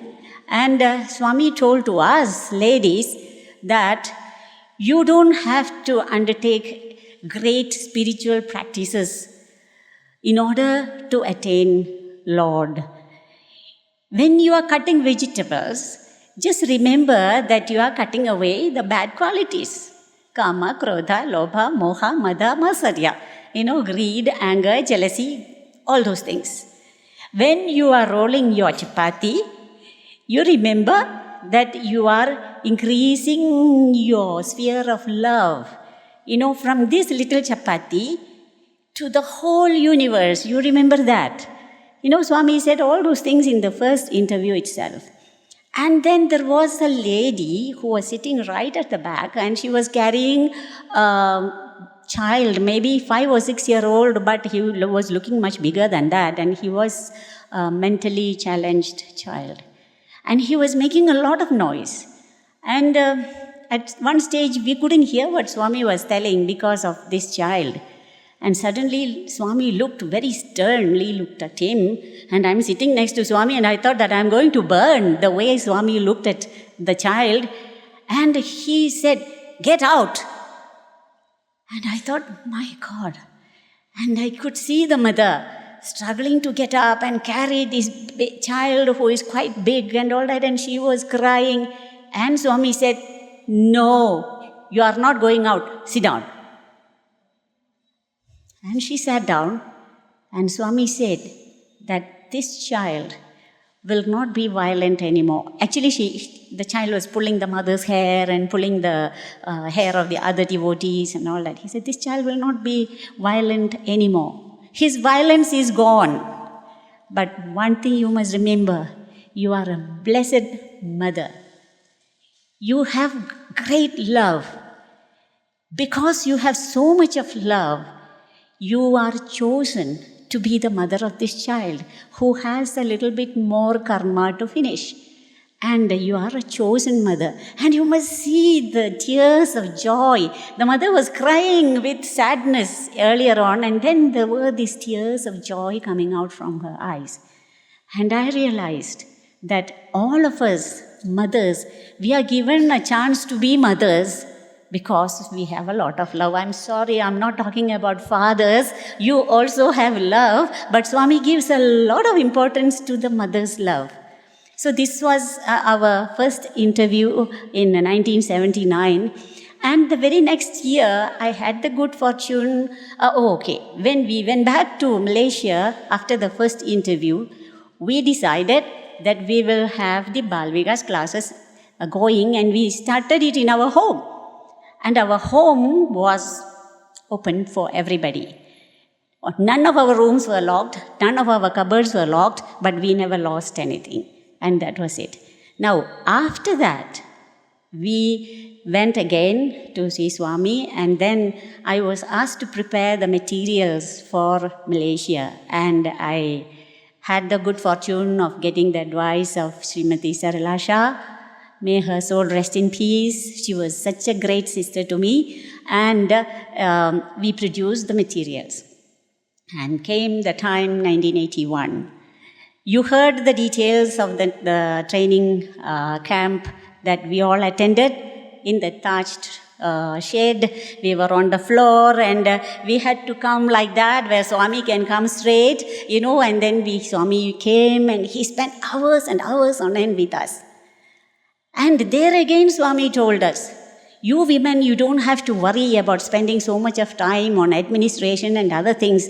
All that you need to do is, you don't have to follow any of these things. And we clapped, And then Swami raised his right hand and said, but.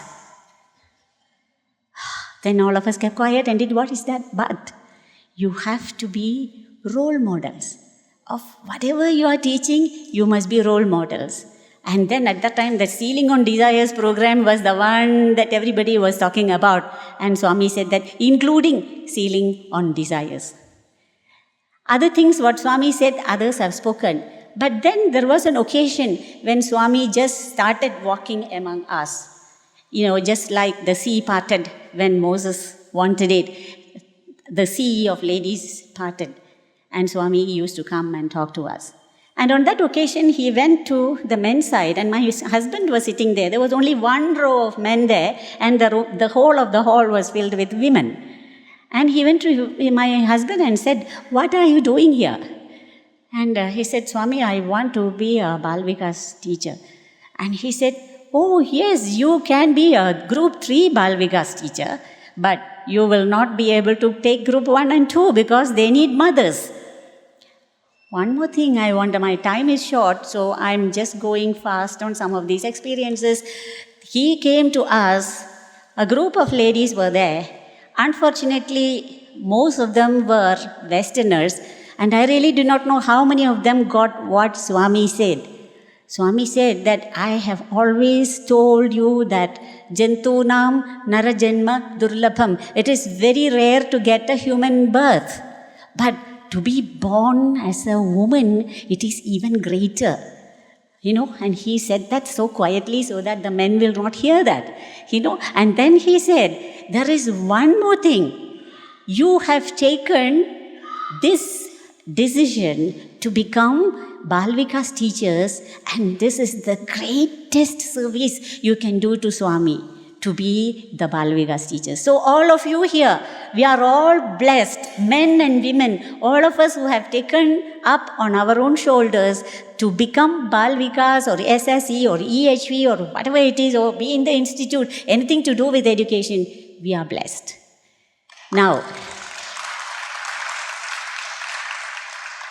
Now there is one more thing he said. This is what I said, I don't know how many. Women are given such privilege because you have 4 things special to you. One is Saundaryam, Sankalpam, Sahana, and then he stopped, Sankatam. 4 things. Saundaryam is beauty, external beauty and internal beauty. Women are embodiments of beauty, he says. Then Sankalpam, we have great imagination. Every mother is a great inventor because every child is different. We tackle our children in a different manner, our own children, let alone the Bal Vikas children. That's number 2. And Sahana is forbearance. Mother Earth is woman. Swami said that Mother is a woman. Mother Earth is a woman. Sahana, forbearance. That's Anna. And finally, Sankatam. You get a lot of sorrows. Why? You get more sorrows than the men. Why? Because it is through sorrows that you evolve. Every time you get a sorrow, a challenge, you take it as prasadam given to you by Swami. It is a prasadam.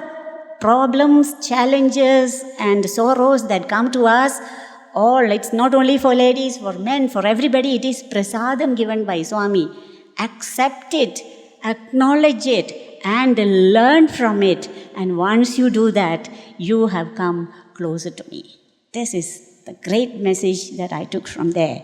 And as time passed, came the word educare. I was very thrilled to see the whole concept of educare. Because I have read in Bhagavad Gita, in the initial verses, the introductory verses, that, Sarvopanishado Gavo Dogdha Gopalanandanaha Partho Valsaha Sudhir Bhokta Dugdham Gita Amritam Mahat. Bhagavad Gita is the essence of all the Upanishads. And it was milked. Upanishads were the cows. Sri Krishna was the cowherd, and he milked them, and the essence of it was given to Arjuna, not to be kept as a secret, it has to, the beneficiary of this Bhagavad Gita is all the Sudhihi, all the people with clear intellect turned towards spirituality. And in the same way, I say that Bhagavan Sri Satya Sai Baba has taken all the scriptures of all the worlds, of all times, and he has taken the essence of it and crystallized it and given to our hands as a gift to us. And that is Educare. They call it the Veda of 21st century, but I call it Sanatana Veda. I call it as eternal Veda. There cannot be anything bigger than that. And we need to know that. And it is from here, it is our job to take it, accept it. And who are the beneficiaries of this Educare? Swami initially said Loga Samasta. Now Swami says Samasta Loga. The beneficiaries of this Educare are all the beings of all the worlds. And it is our job. And on one occasion we asked Swami, you say that your students are your treasure. What about us? And Swami said that, who told you are not a student? You are also my student. All those people who take my teachings and study them. See, he used the word Shravana, Manana, Nididhyasana. That means you take my teachings, you study it, and then you contemplate on it.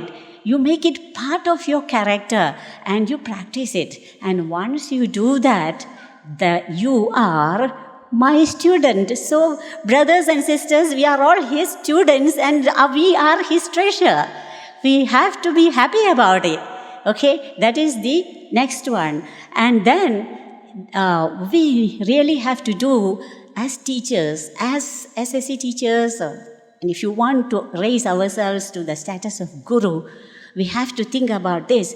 At our training camp, Swami drew a triangle and he said, student, parents, teachers. We have to have this thing going. And I remember the days when we had our Balvigas in our house. My husband had a car which was quite big. And he will take the car and go. In the front seat, there will be 4 children. At the back, there will be 12 children. And he will bring them to my house. And he will go on a second round and bring some more children. And we used to go to the homes of every child. And we used to interact with them. And if they had problems in the family, they will come to us. Children have problem with homework, they come to us. And sometimes I don't know, I will have to ask somebody else to get it. So this sort of thing was going on, and this is the heart-to-heart connection with the children that we are expected to have. So what we need to do is we have to be mothers to everyone, all our children. Don't restrict our classes to the center alone. Bring them out, go out and bring them and get them into our hearts. That is the next one. The third one that I would like to tell you is that when we talk about Educare, we just say that the human values are all inside, they have to be brought out. How did we get them inside? Lalini touched about it one second yesterday. In the beginning, the being was alone and he was full of love, and he decided to become the whole universe. And when he became the whole universe, then the love could be shared. So we have to remember every day when we wake up that we are nothing but that Supreme Being. We are made of love, and the very purpose of our existence is to experience and share love. And when you wake up in the morning, look at our hands and see that Swami has given us this Educare, and we are part of that Supreme Being, and we are divine, and whatever we see around us is also divine. And I close with this particular quotation. Every day we do the chanting of Rudram. And when we, those days I never liked Rudram because it said that Shiva is a thief, Shiva is a killer and all that, so I never liked as a child, I didn't like it. But later when Swami started teaching it, I thought, oh, that's great. But the last verse of Namakam, if you can remember, Ayam me hasto Bhagavan, Ayam me Bhagavattaraha. Do you know what that means? Bhagavan, these are my hands. And these hands blessed by you, by your grace, Ayam me Bhagavattaraha. These are stronger than Bhagavan. These are stronger than Bhagavan because Bhagavan can only will, but we, our hands, have to work. Ayam me Vishwabheshajam. These hands are the panacea for the ills of the whole universe. This is what we should remember. Our hands are the panacea for the ills of all the universe. Thank you so much. I have exceeded my time by 2 minutes, but I think Swami will excuse me for that. Sai Ram once again. Thank you for listening. Sai Ram.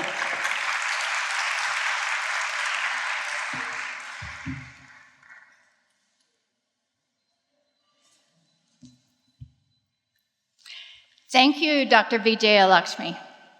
How many of you would like to be in her SSE class? Raise your hand. Why? She's excited. She believes in what she's talking about. She's enthusiastic, and there's a feeling of sacredness.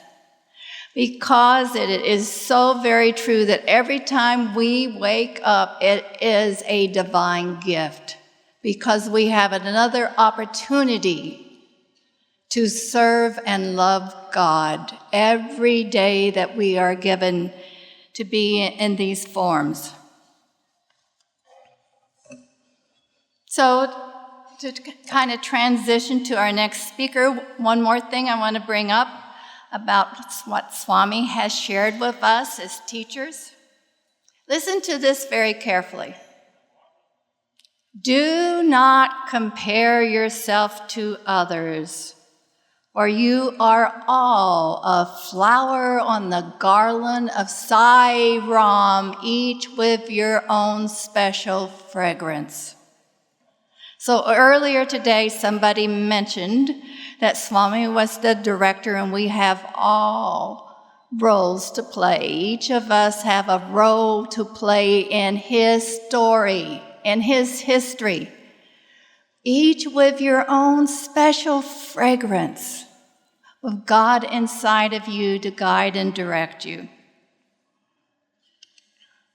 Now, I get the opportunity to introduce to you Dr. Avi Sakar.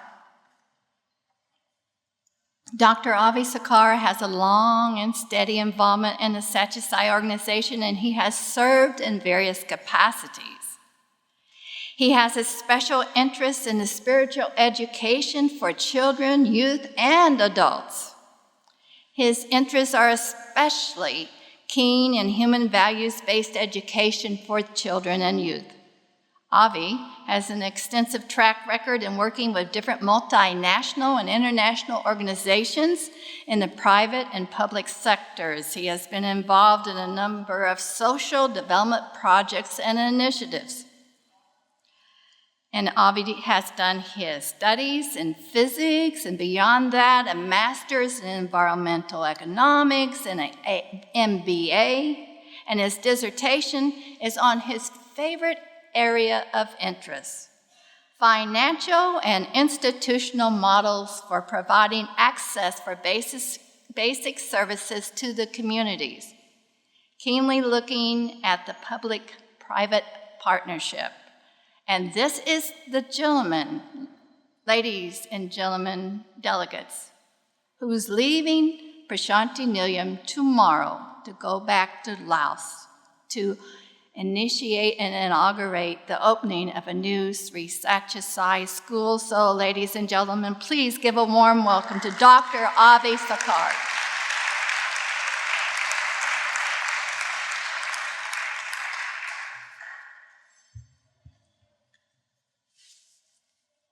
Ram. My most humble and reverential pranams at the lotus feet of our beloved Bhagavan, who is verily the Lord of the universe and beyond. Respected Dr. Narendranath Reddy, Chairman, Prashanti Council. Respected Mr. Gary Bells, Chairman, Sri Satya Sai World Foundation. Respected Dr. Pal Dhal, Chairman, Education Committee. Respected elders, dear brothers and sisters. As Auntie Viji pointed out, this morning, and even now, I'm in big problem to really decide what to speak.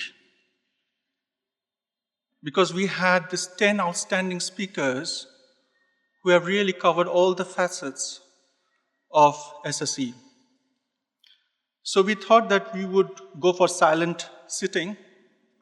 Then one of her sisters from Malaysia said, "Brother, have some humor." So I said, "Sister, how can I have humor in silent sitting?" So here I stand, and what I would try to do is to talk a bit about our experience of implementing SSE in Laos, which is a small country in Southeast Asia. Please do not confuse with Lagos, Nigeria. And also we would like to talk a bit about how we can maximize the impact of SSE. Before I start talking about this, I would like to say I really learned so much. By no means I consider myself as an SSE expert. I call myself as a SSE learner. So my whole job over the last 2 days and till the time Auntie Viji spoke is to really learn from you all. And also I had so many discussions during the networking fair and all, and I really learned so many things. And hopefully I can take back some of them and try to implement them in my country. I mean, you all are such wonderful individuals. I mean, you are so inspirational. I'm really blessed and lucky that I have been able to meet you and I have been able to interact with you. Thank you so much, Sairam. The Lao SSE program has a unique model. We have regular SSE classes. We organize daily SSE classes. And 250 children, on average, attend these classes. So 5 days a week, 250 children at 2 centers attend these SSE classes. One of the classes is organized in a Buddhist pagoda, where about 150 children attend. And the other class is organized at a private residence, where about 100 children attend. Of course, there are several and so many instances how there have been changes in some of the most troubled kids and children. But what I would like to highlight is how these SSE classes have influenced or helped the organization to grow. Any activity that is undertaken by the Satya Sai organization in Laos, whether it is in service or in spiritual activity, whether running to the aid of flood victims, or going for Narayan Seva in a blind school for children, or conducting bhajans, or organizing study circle, all these activities, 100% are organized by the former and current SSEHB students. Also, what is very interesting is that we have about 20 to 25 office bearers in the Sai organization in Laos. And all the 25 office bearers are former SSEHB students. So we have some of the youngest office bearers, and the oldest office bearer was recently fired, and that was me. So we have 100% native Laotians who are running the Satya Sai organizations and who are former SSEHB students. I am reminded of a story as narrated by Swami, when Swami mentioned that The Asuras and the Manavas and the Danavas, they all wanted moksha, liberation. So they went to Lord Shiva. So the Asuras prayed to Lord Shiva and prayed for a mantra for moksha, and Lord Shiva said, "The." So the Asuras were left puzzled. So the Manavas went, and Lord Shiva benevolently blessed them again with the same blessing, "The." So of course, Manava's ego took a hurt because why they were blessed in the same way as the Asuras. Then came the turn of Devatas. Of course, they were expecting at least 2 alphabets. But Lord Shiva said, "The." Now, these confused 3 groups thought that the best way to unravel the mysticism or the mystery would be to go to Brihaspati, the preceptor, the guru. So they went to the guru, and the guru explained to the Asuras that the "Da" stands for Daya. You should develop compassion. He explained to the Manavas that "Da" stands for Danam, charity. And he explained to the Devatas that "Da" stands for Dhammam, control of senses. As Swami lovingly explains us, that in this age, we all individuals have all these 3 qualities, 3 gunas: Asuras, Manavas, and Devatas. We are 3 in 1. It is very easy to understand. When we are in Prashanti Nilayam, we are so happy, we are so blissful, we say Sai Ram, Sai Ram. We are the Devatas. As soon as we take 1 step outside the ashram, 1 step is still inside the ashram, our Manava quality sort of starts steering up. As soon as we are 20 steps outside the ashram, with all the shoving and everything, we are the great Asuras. So Swami, what essentially is giving us through SSE is to develop the good qualities of compassion, the good qualities of charity, control of senses through the 5 fundamental human values of love, truth, peace, nonviolence, and right conduct. Swami's message of love is to be spread through SSE. Since I work in an international organization and we do very dry work, we are engaged in activities which have no fun at all. I will try to make my presentation henceforth very dry and very unattractive. So whoever wants to go to sleep can go at this moment, because I'm going to now talk about numbers. We all know quality is very important, but quantity also plays a role. Imagine a scenario where we have 1 speaker and 1 audience. It would be a good bilateral discussion, but it would not be as inspiring as it is right now. So, quantity is important because we need a critical mass to be successful. And of course, if you look at the world population, and if you take away India's population, we have about 5.7 billion people.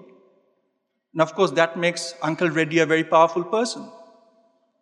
But out of this 5.7 billion people, if you say about 30% are in the age group of SSE, that means we are talking about 2 billion individuals. And if we make an assumption that to have an effective impact, we need to at least expose 1 individual per 1,000. I mean, people can differ on this, but this is just to drive an example. So we are talking about exposing SSE to 2 million individuals.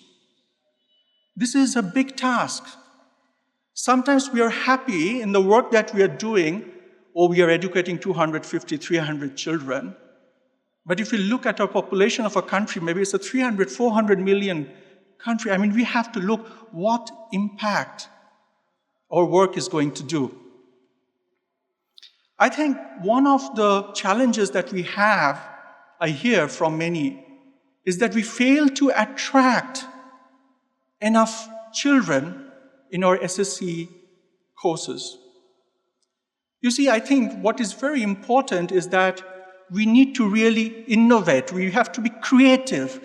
We have to think outside the box what we can do. For example, in a poor country, if the students are coming to attend SSE class after a long day at school, before any strota and sloka, I think the most important thing is to feed them, satiate their hunger. That's the first thing. An empty stomach will not learn anything. So that's the first thing we have to do. And if there is an interest in the children, for example, to learn English, we should teach them English. We should integrate the values in it, besides the normal chanting and prayers. I love USA because I was there recently. But I understand some of the children in US have trouble with maths. Maybe we should teach maths. You know, the thing is, there are many instances we know that parents are okay to take their children to all these courses, Tai Chi, Taekwondo, yoga, and they're going to pay $100, $200 for those courses. But why don't they come to the SSE classes? We have to ask the question ourselves because we have to make it interesting.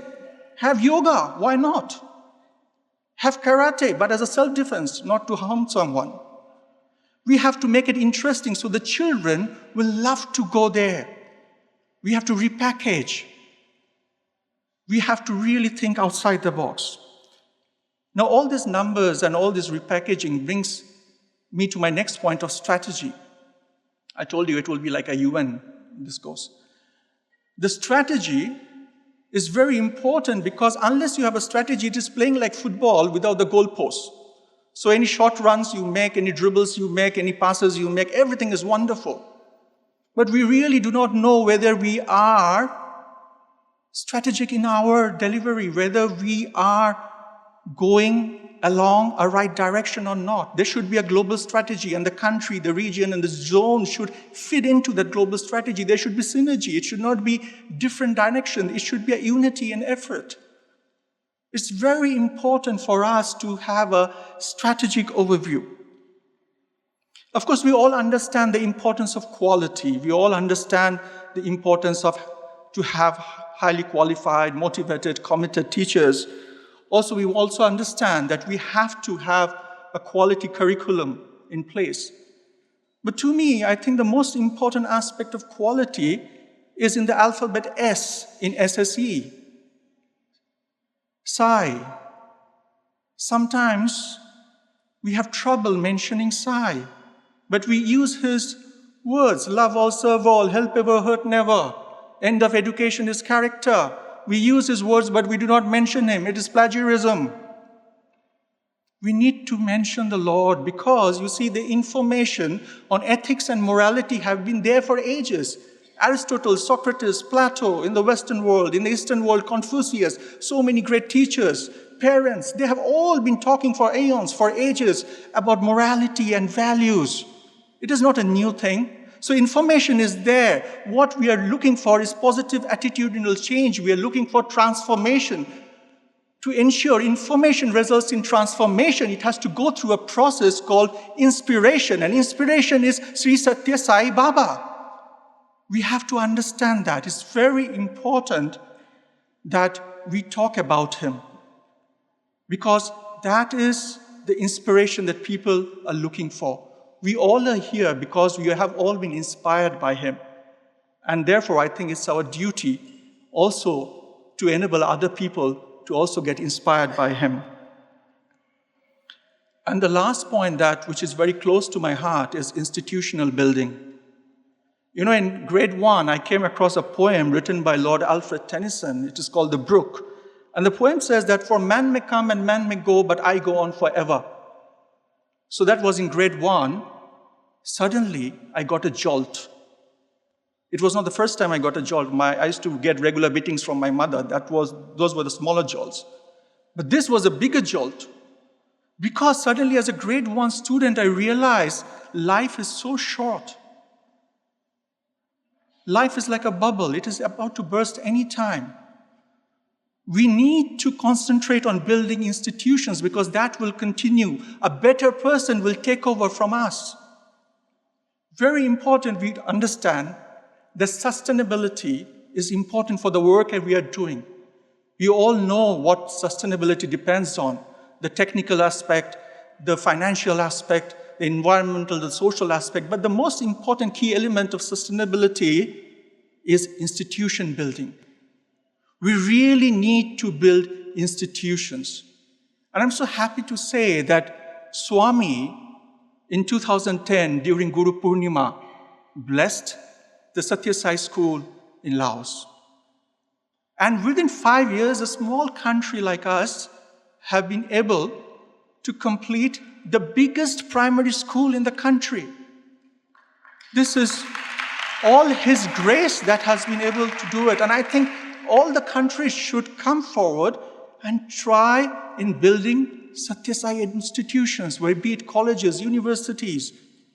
We need to have these institutions. It should not be, the activity should not be anchored on individuals and persons. It should be anchored on institutions, because, I repeat, a better individual will take over.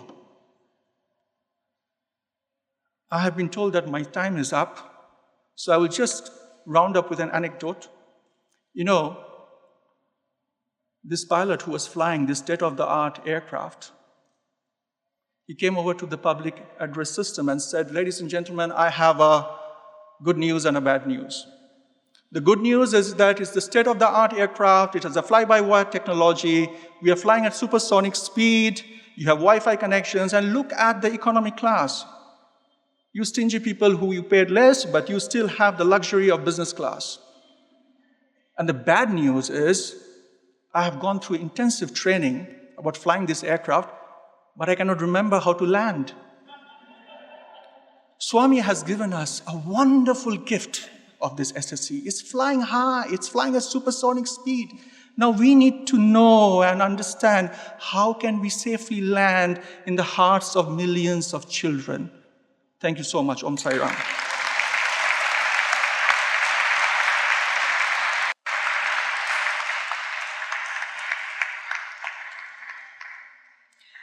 Thank you, Mr. Avi Sakar. I think one of the most impressive part of his presentation today is bringing up how important it is to work with children, regardless of their age, based on something beyond just a lesson plan, to actually make a difference in their life. And Avi makes a difference in children's lives because he has 100 children come to his house every day for a SSE class.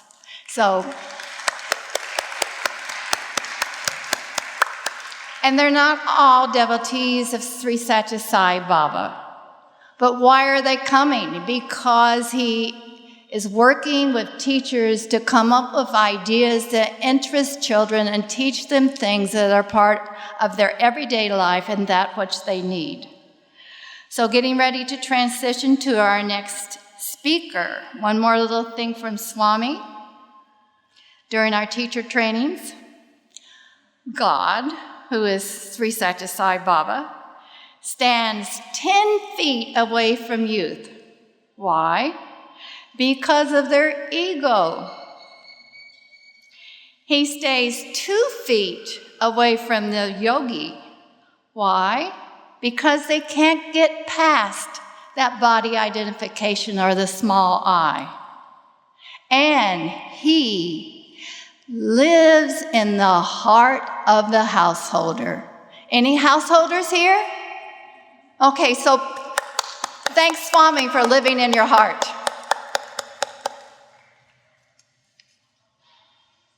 Our next speaker is Miss Vidyulata Narayan.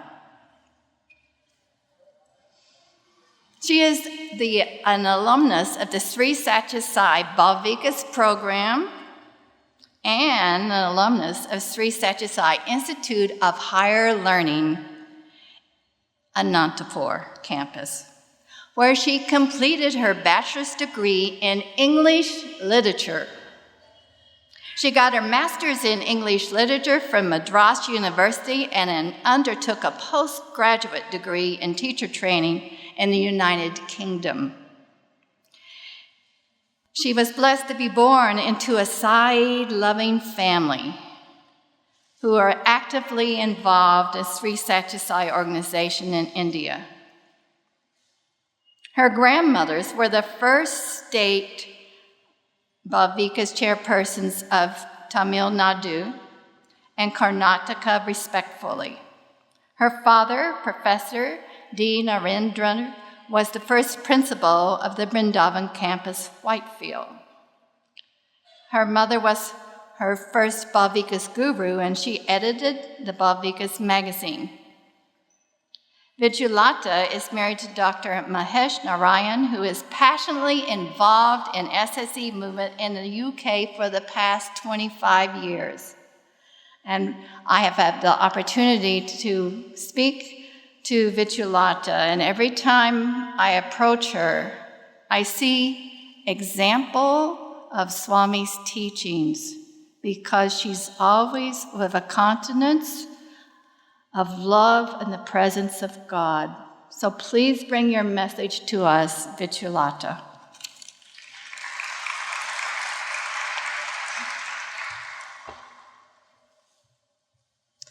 My most loving and prayerful salutations at my beloved Bhagwan's divine lotus feet, respected elders, and dear brothers and sisters.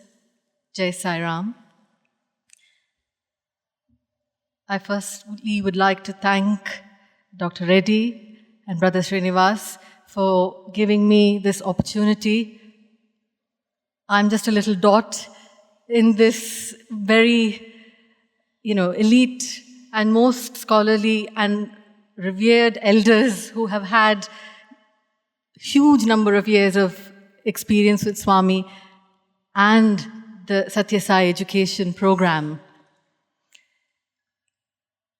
But I just feel I'd like to carry on the trend of today by just sharing with you some of my experiences as a Balvika student, growing up in Swami's lap, literally. When Sister Geeta Ram yesterday was mentioning the 9 ladies that were chosen by Swami to initiate the Balvikas program, one amongst those 9 was my own grandmother, Mrs. Leela Sundar Rao. And I was very pleasantly surprised when I opened the brochure of the SSE conference to find my paternal grandmother's picture in the brochure with Swami with the 2 little children. I certainly didn't have anything to do with it, by the way. So my gratitude, first of all, is to my 2 grandmothers who showed me the way, who showed me how to desire to be near God. That was what they did. They led me and they instilled in me the desire to be near God. And for me, God, because I was born into this Sai-loving family, God automatically was our Bhagwan. So my gratitude to both of them for this. I will not be here today if it wasn't for them. Balvikas is such a movement that I'm so blessed to be part of, that gave me the most sound foundation for the rest of my life and what I do today. It put in me this desire to be near God. So as a Balvikas child, along with my family members, my cousins, very similar to Sister Geeta's story as well, we had the opportunity of most loving gurus in all the classes that we went to. I was one of those children that couldn't have enough of Balvikas. We used to have Balvikas at home, my grandmother, my mother, and my aunt. They used to run for the 3 age groups. But during the week, I knew there was another class near our house, so I used to go there. And then it didn't stop there. I was one of these kids who was rather, or maybe over-enthusiastic. I used to go to my paternal grandparents' home city in Chennai for my summer holidays. And I insisted that I should join the Bal Vikas there as well. And luckily for me, the Bal Vikas was in my own grandmother's home.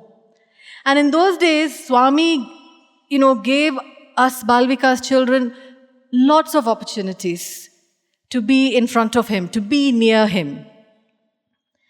And that was usually through programs, cultural programs, devotional programs, and some kind of service-related programs. And I used to be jumping between Bangalore and Chennai in order to be near Swami, to be in even a tiny part in a skit. Now, that couldn't have happened without the loving gesture and the concern that the gurus that I interacted with showed. They treated each of us as their own children. It didn't matter that I was from Bangalore. They said, "You're Swami's child." And they embraced me. And likewise, it happened the other way too. So the only thing I can remember of all my gurus, and that motivating factor, was that their love.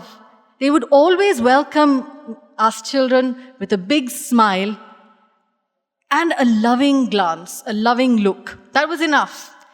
Because at that time, they were the representations of Swami that a child was faced with. We are all that. When we stand in front of our children, they verily see the love of Swami through us. Anyway, moving on, as I'm very aware of the time, I just wanted to share a couple of anecdotes of my childhood. We had the good fortune, thanks to Bal Vikas, and very innovative teachers who taught us all kinds of creative ways of working with each other, but the main purpose was to be near God. So, as children, we were encouraged to do skits, to plan our own skits, to learn prayers, to learn Vedam, to learn bhajans, to learn to tell a story, because the motivation was, you will be able to say it in front of Swami one day. And that opportunity I, as a child, had when Swami used to visit our home in both Bangalore and in Chennai. Swami would come, and us children often would have our own little committee meeting. Like we do, we all have our committees and, the meetings to plan events. As children, we had our own little planning committee. What can we put up in front of Swami? And every time it had to be something new, because Swami always was looking, what new idea have you got this time? I always wanted that creativity to keep flowing. And our teachers, our gurus, did just that. They kept bringing out that innate talent that every child had. So once, when Swami came, we had decided that we would chant the Narayana Suktam. So, luckily for us, our parents had, availed of the opportunity of a Sanskrit teacher to come and teach us the Narayana Suktam, which we diligently did every Saturday and Sunday morning. 6 a.m. he would arrive at our doorstep to teach us the Narayana Suktam. And the motivation was that if Swami came home, we can chant it in front of him. And sure enough, on one occasion, Swami did come, and very eagerly we were waiting in our puja room, our shrine room, where Swami would come. And the three of us, my cousins and myself, we were stood, and Swami said, "So what this time?" And we said, "Narayana Suktam, Swami."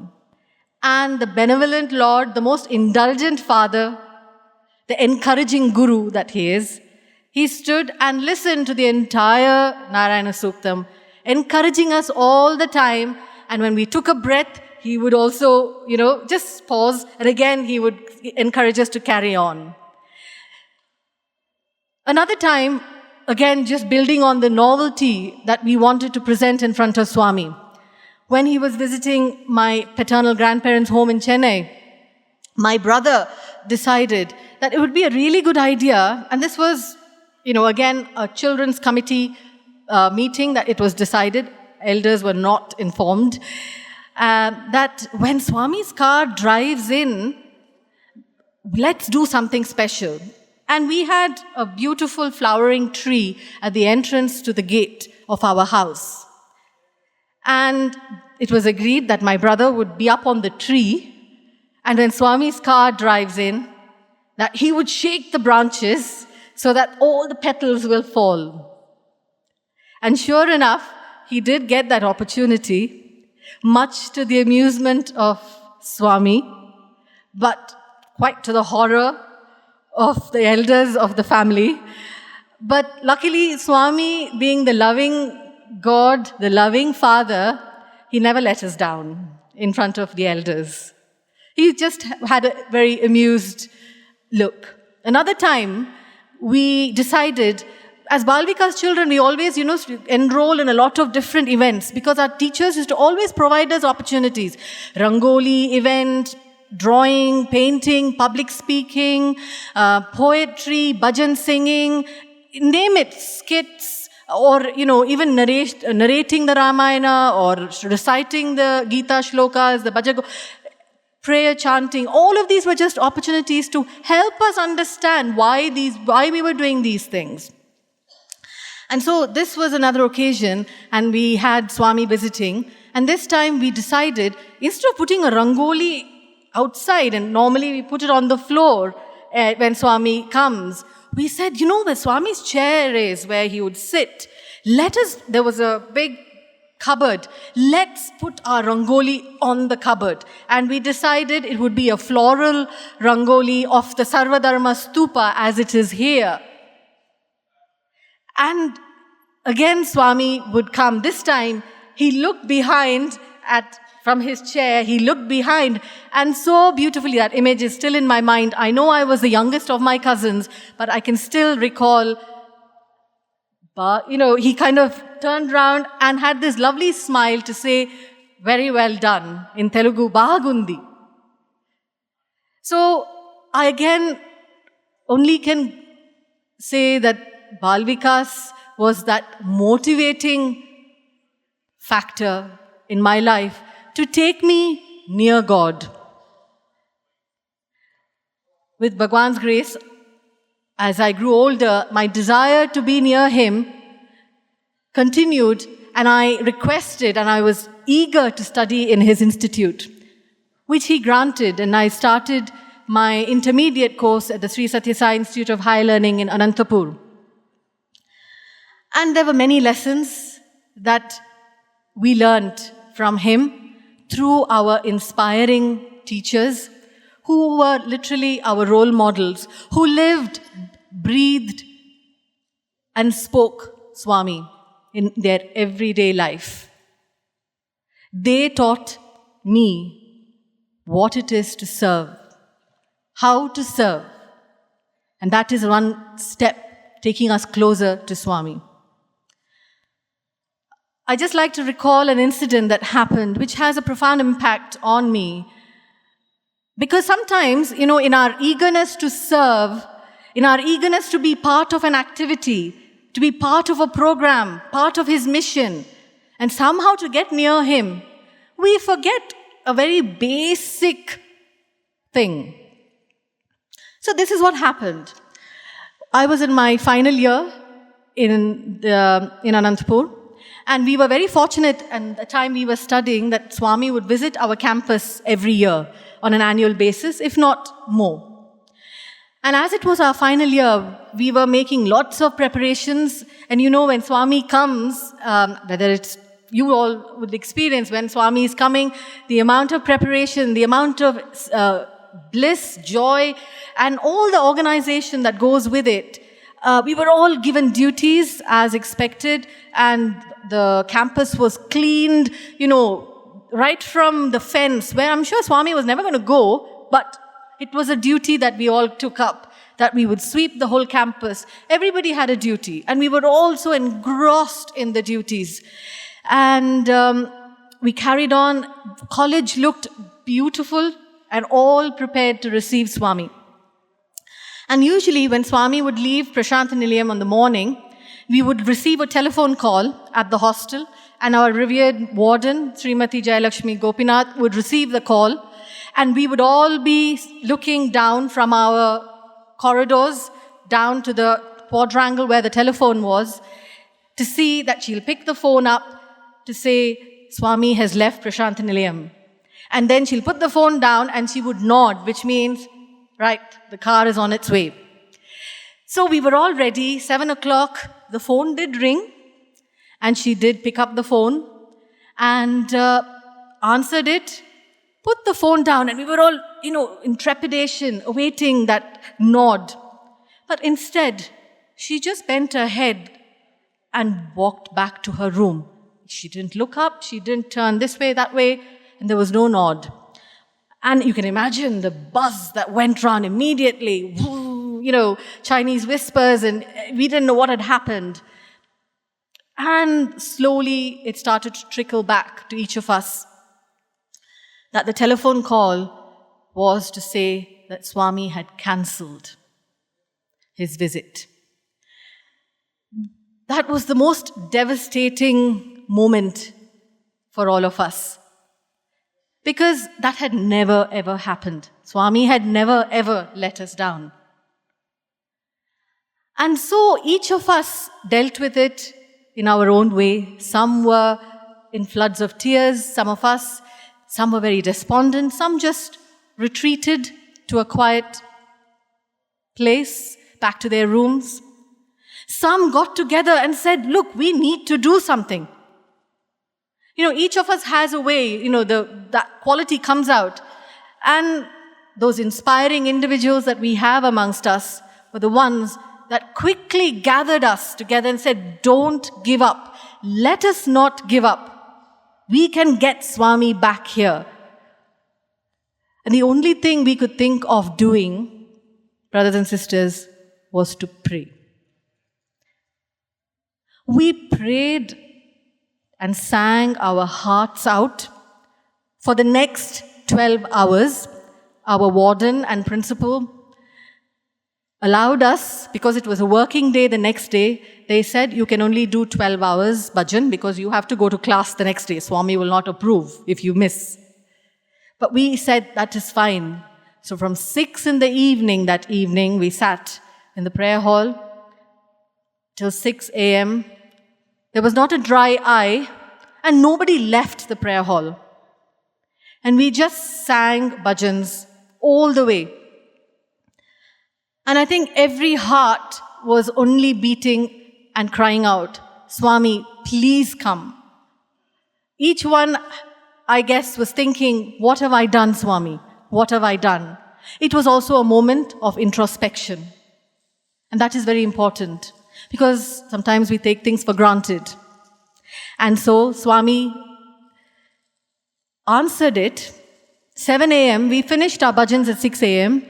And as always, our warden was very concerned that we should not miss our lectures. So it was back to routine.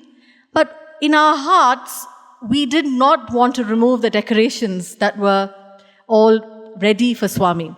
But we were told, I think you need to start undoing all of that. 7 o'clock, so we were all going about our own business. 7 o'clock, the phone rings. And suddenly we hear this, rather excited squeal coming forth from the quadrangle. And this time, the phone call was from Prashant Nilayam to say, Bhagwan has departed for Anantapur. You cannot, I'm sure, you share with me the feeling of joy, it was just unimaginable. We ran to our posts. We ran to our duties that were assigned. And because we were the final year students, we were given the privilege of sitting in our main entrance, the portico of our college, when Swami got down from his car, to welcome Swami. And sure enough, 2 hours later, Swami's car majestically drove up, and Swami got down from his car, and as he came up the 2-3 steps to the portico, he looked on either side of us and he said, "Prayer. That is why I am here." So, dear brothers and sisters, we can, there's lots for us to share. When we start talking about Swami, it's endless. I'm very aware that I've run out of time. But in all our enthusiasm and eagerness to serve, which is very, very important, let us not forget, along with that, sadhana of prayer is important. Sadhana of study of Sai literature is important. Because with prayer comes that great source of inner strength. With prayer comes the opportunity to go within, to seek Swami from within, because that's where he is. And we can communicate from our heart to his heart. And we are very fortunate that our SSE program, one of the great teaching techniques is prayers. And nothing can substitute prayers, because that gives that feeling of devotion, that brings out that feeling of love for God. And we want our children to inculcate that feeling of love for God. Swami has said he can change the sky to the earth to the sky, dust to gold, gold to dust. But the greatest miracle is, he says, is the transformation of the heart. Transformation of the heart towards God. And dear brothers and sisters, the Sai Spiritual Education Program confers that gift to our children. Jai Sai Ram.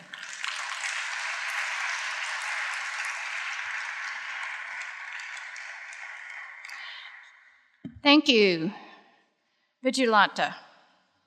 Thank you so much for sharing the exemplar of all that you've learned from Anantapur and from your family, because it starts with the parents.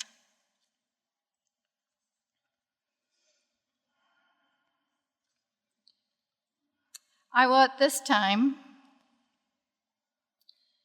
first let's give Vigilata another hand, please.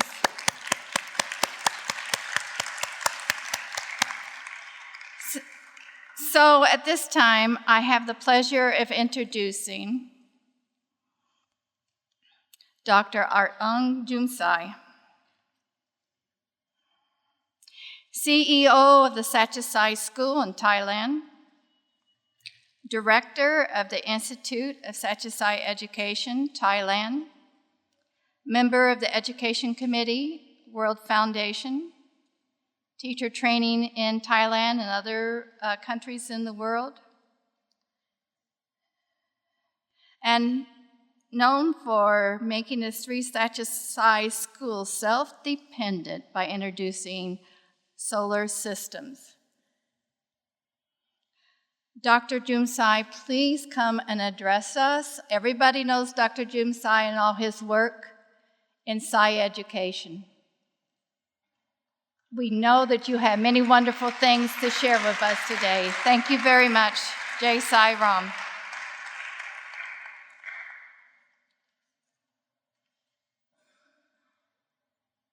I offer my most loving pranams at the divine lotus feet of Bhagavan Sri Satya Sai Baba.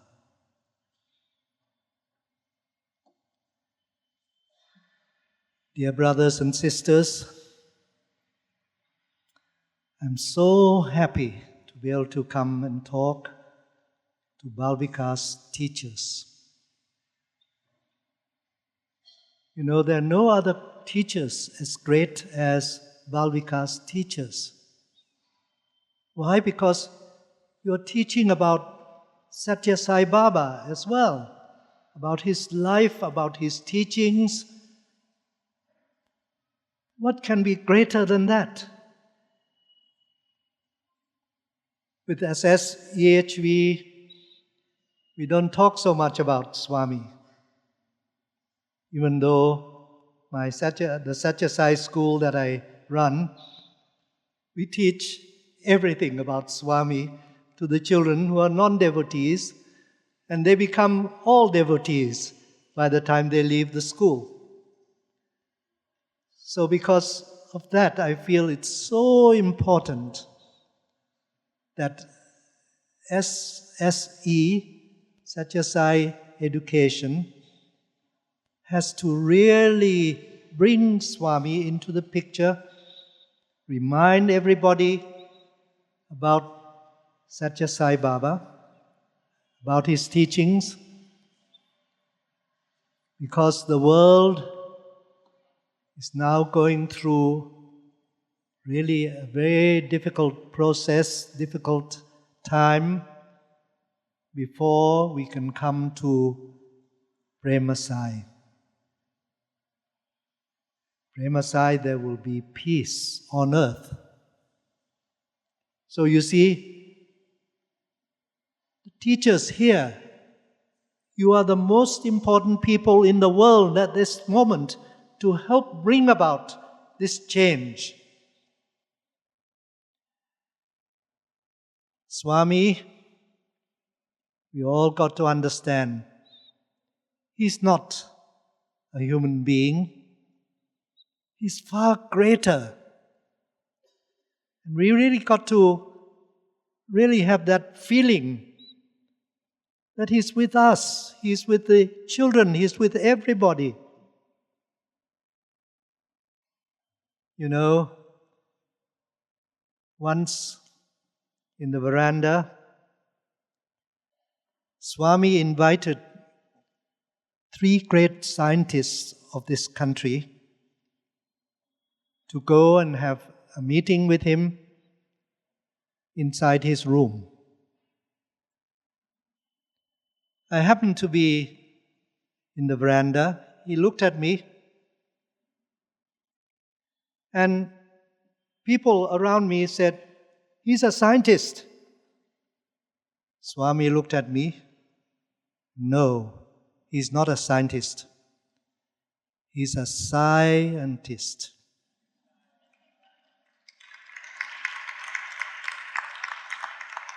So he said, "Come."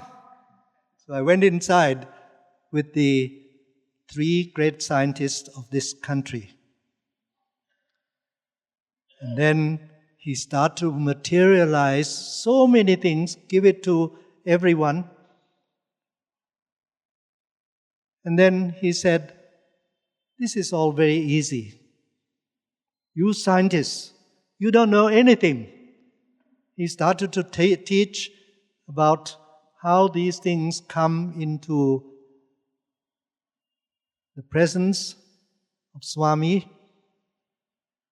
But then suddenly he said, "This is so easy. I want to show you something." He put up his hand together like that. Then he started to have something inside, and it was growing and growing. It was a small monkey. It appeared right between his 2 hands. Then he continued to enlarge. It became bigger and bigger. Became a full-size monkey. And it was jumping around inside the room. So he looked at all of us. He said, "You scientists, do you understand this?" We said, "No, Swami, we don't understand it." So he then said, "Who would like to have this monkey? I want to give it to you." None of the scientists wanted it. I didn't know what to do with a monkey. So we all kept quiet. So he told me, bring the monkey. So I went and got the monkey. It was jumping around. I brought it to Swami. He put it in his hand, put the other hand on the head, and gradually he brought the hands together, and the monkey was gone.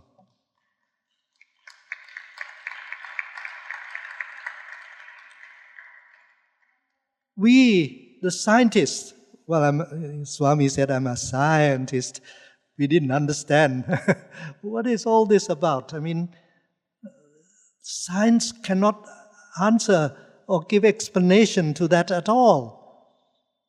So, of course, being a scientist, I was laughing in my mind because the scientists, the other three scientists, the real scientists, they were so perplexed. So this is something that we have to understand. Sai, he is the creator of all things. And he has shown this. Created a monkey right in front of the scientists. It's really amazing. And I happen to be a witness to that. So you see, he is the real creator. He can create anything. He has left his present physical body, but he's here. He's in everyone, in everything. We got to understand that as the SSE educators. We are going to be teaching future people, the children right now. We are responsible to help them to grow up in the new age of peace, and that will be full of love and so on. So we all got to teach about Swami.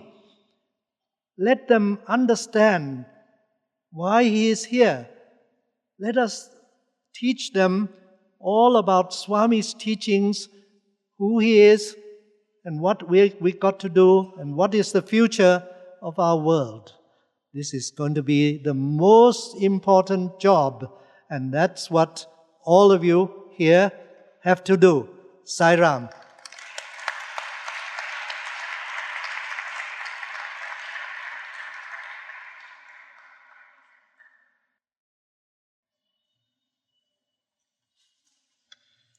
Sai Ram. Thank you, Dr. Jumsai, as always, for inspiring us. And now, I would like to introduce to you Dr. Pal Dahl, who received his medical school training in the United Kingdom, graduating with honors from university in Scotland, his MD in FRCS. He's held numerous university teaching positions in various countries since 1961.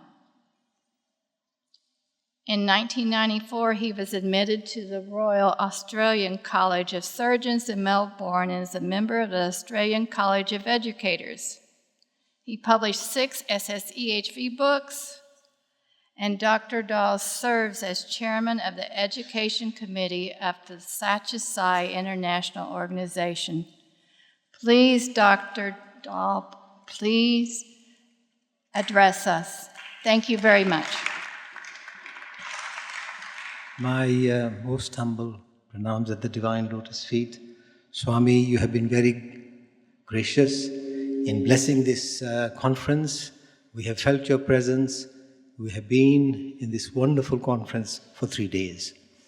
I am deeply grateful to Dr. Narendra Reddy for organizing this conference, to members of the Education Committee and the task force who have worked very hard to bring this conference about.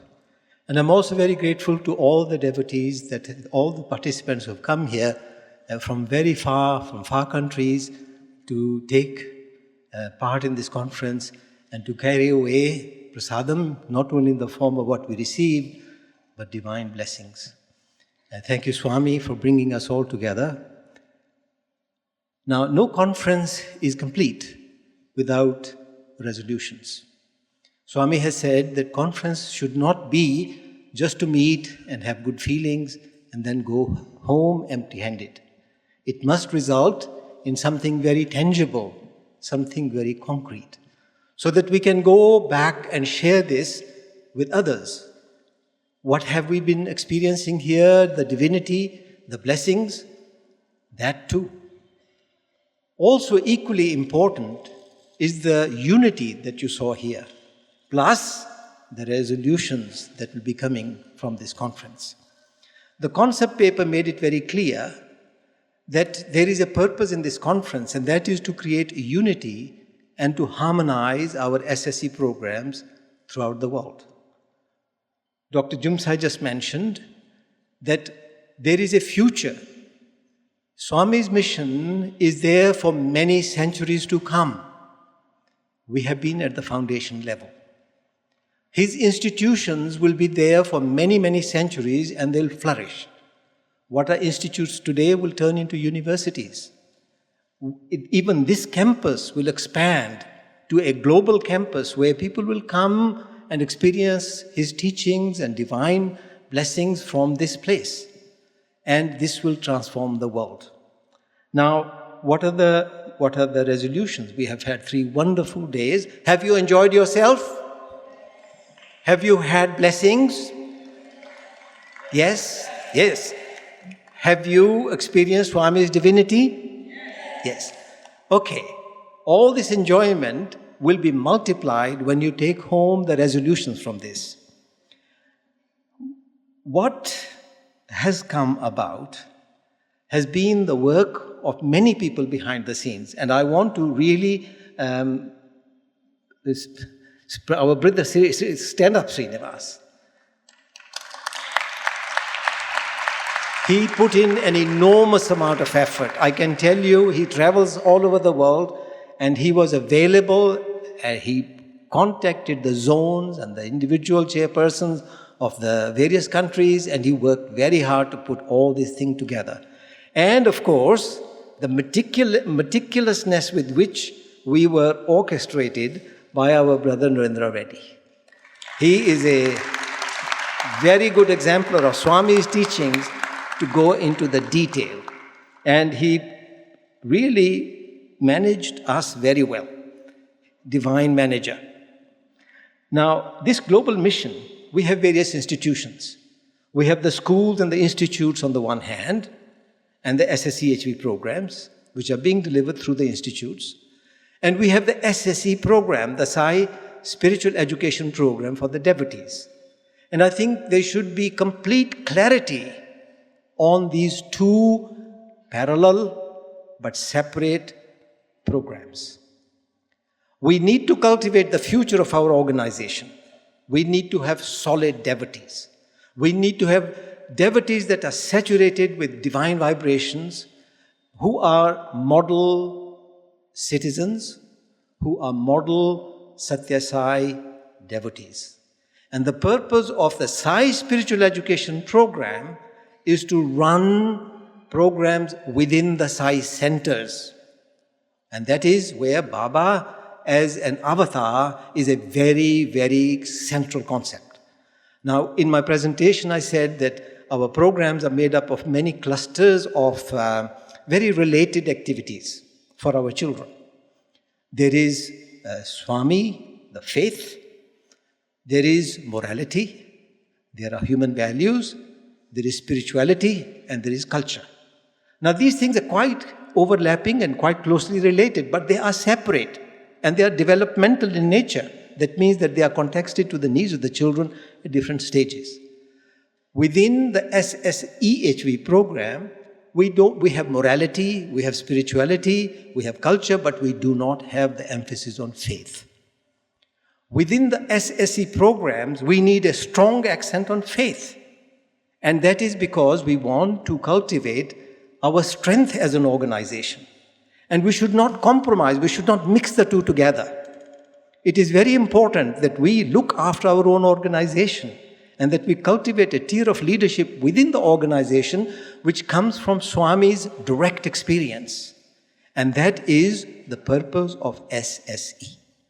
The purpose of SSE is not merely to give values, but also to induct our children in strong faith. And it is a very important distinction that we must carry. So it is there in the concept paper. Then the second thing that we said was that we will have a suggested core syllabus. Currently, there is no core syllabus for the teachings of the teachers in SSE. We have core syllabus made by the Education Committee for the people who do diploma courses or similar courses in the institutes. We need to develop a similar core syllabus, which will be different in different countries to some extent, but we will need to have a core syllabus in the training of our SSE gurus or teachers. And our EC, I can tell you, Education Committee, Swami says, if a committee is not doing its job, it's only come to tea. It's not a committee. So we are not going to be just having cups of tea, I can assure you. We will be working hard and we will be developing a core syllabus for SSE. Now, Avi mentioned a strategic overview. Where are we going? Can we land this plane? We have got a supersonic plane, which is SSE. Can we land it? Can we really look at the goals that we have? So we have to really have benchmarks of character attributes that we want in our children. And this also we will work on. It's a hard task, but we will work on it. Now, the outcomes from this conference, the summary of this conference, the material that you have seen on the display and the workshop material will be on the website, the conference website. So you will be able to access this. We will prepare the summary. The Education Committee will get together and prepare a summary, give to Dr. Narendra Reddy.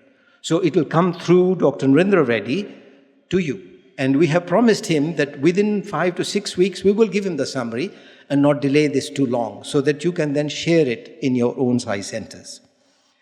And that will have the recommendations, but it may not have yet the core syllabus. We will try, but it may not have that. However, we will try our best to expedite all the resolutions and all the recommendations from this conference so that you can have it early. So please go back, share the divine love that you've experienced here, share the wonderful love that has flowed, Swami's blessings, not just in the form of tangible thing that you're going to take away, but also the love that you experience, the expanded heart and the unity. Thank you very much. Thank you for coming. Thank you, Sai Ram.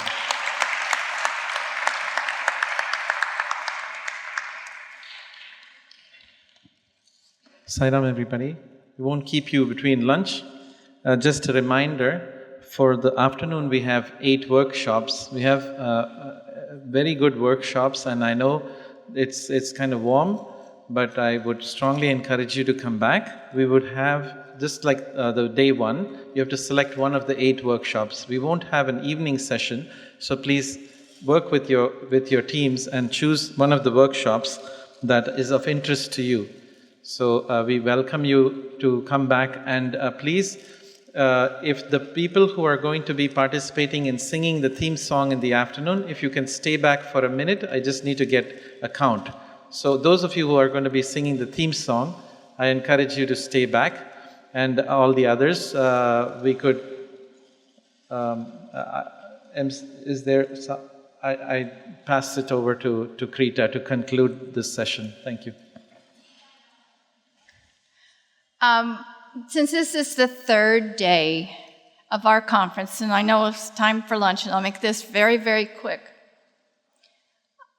Dr. Paldal has graciously signed certificates for us. You delegates, you participants, so I know this is the end of the 3rd day. Please make sure you come back this afternoon so you can get your certificate.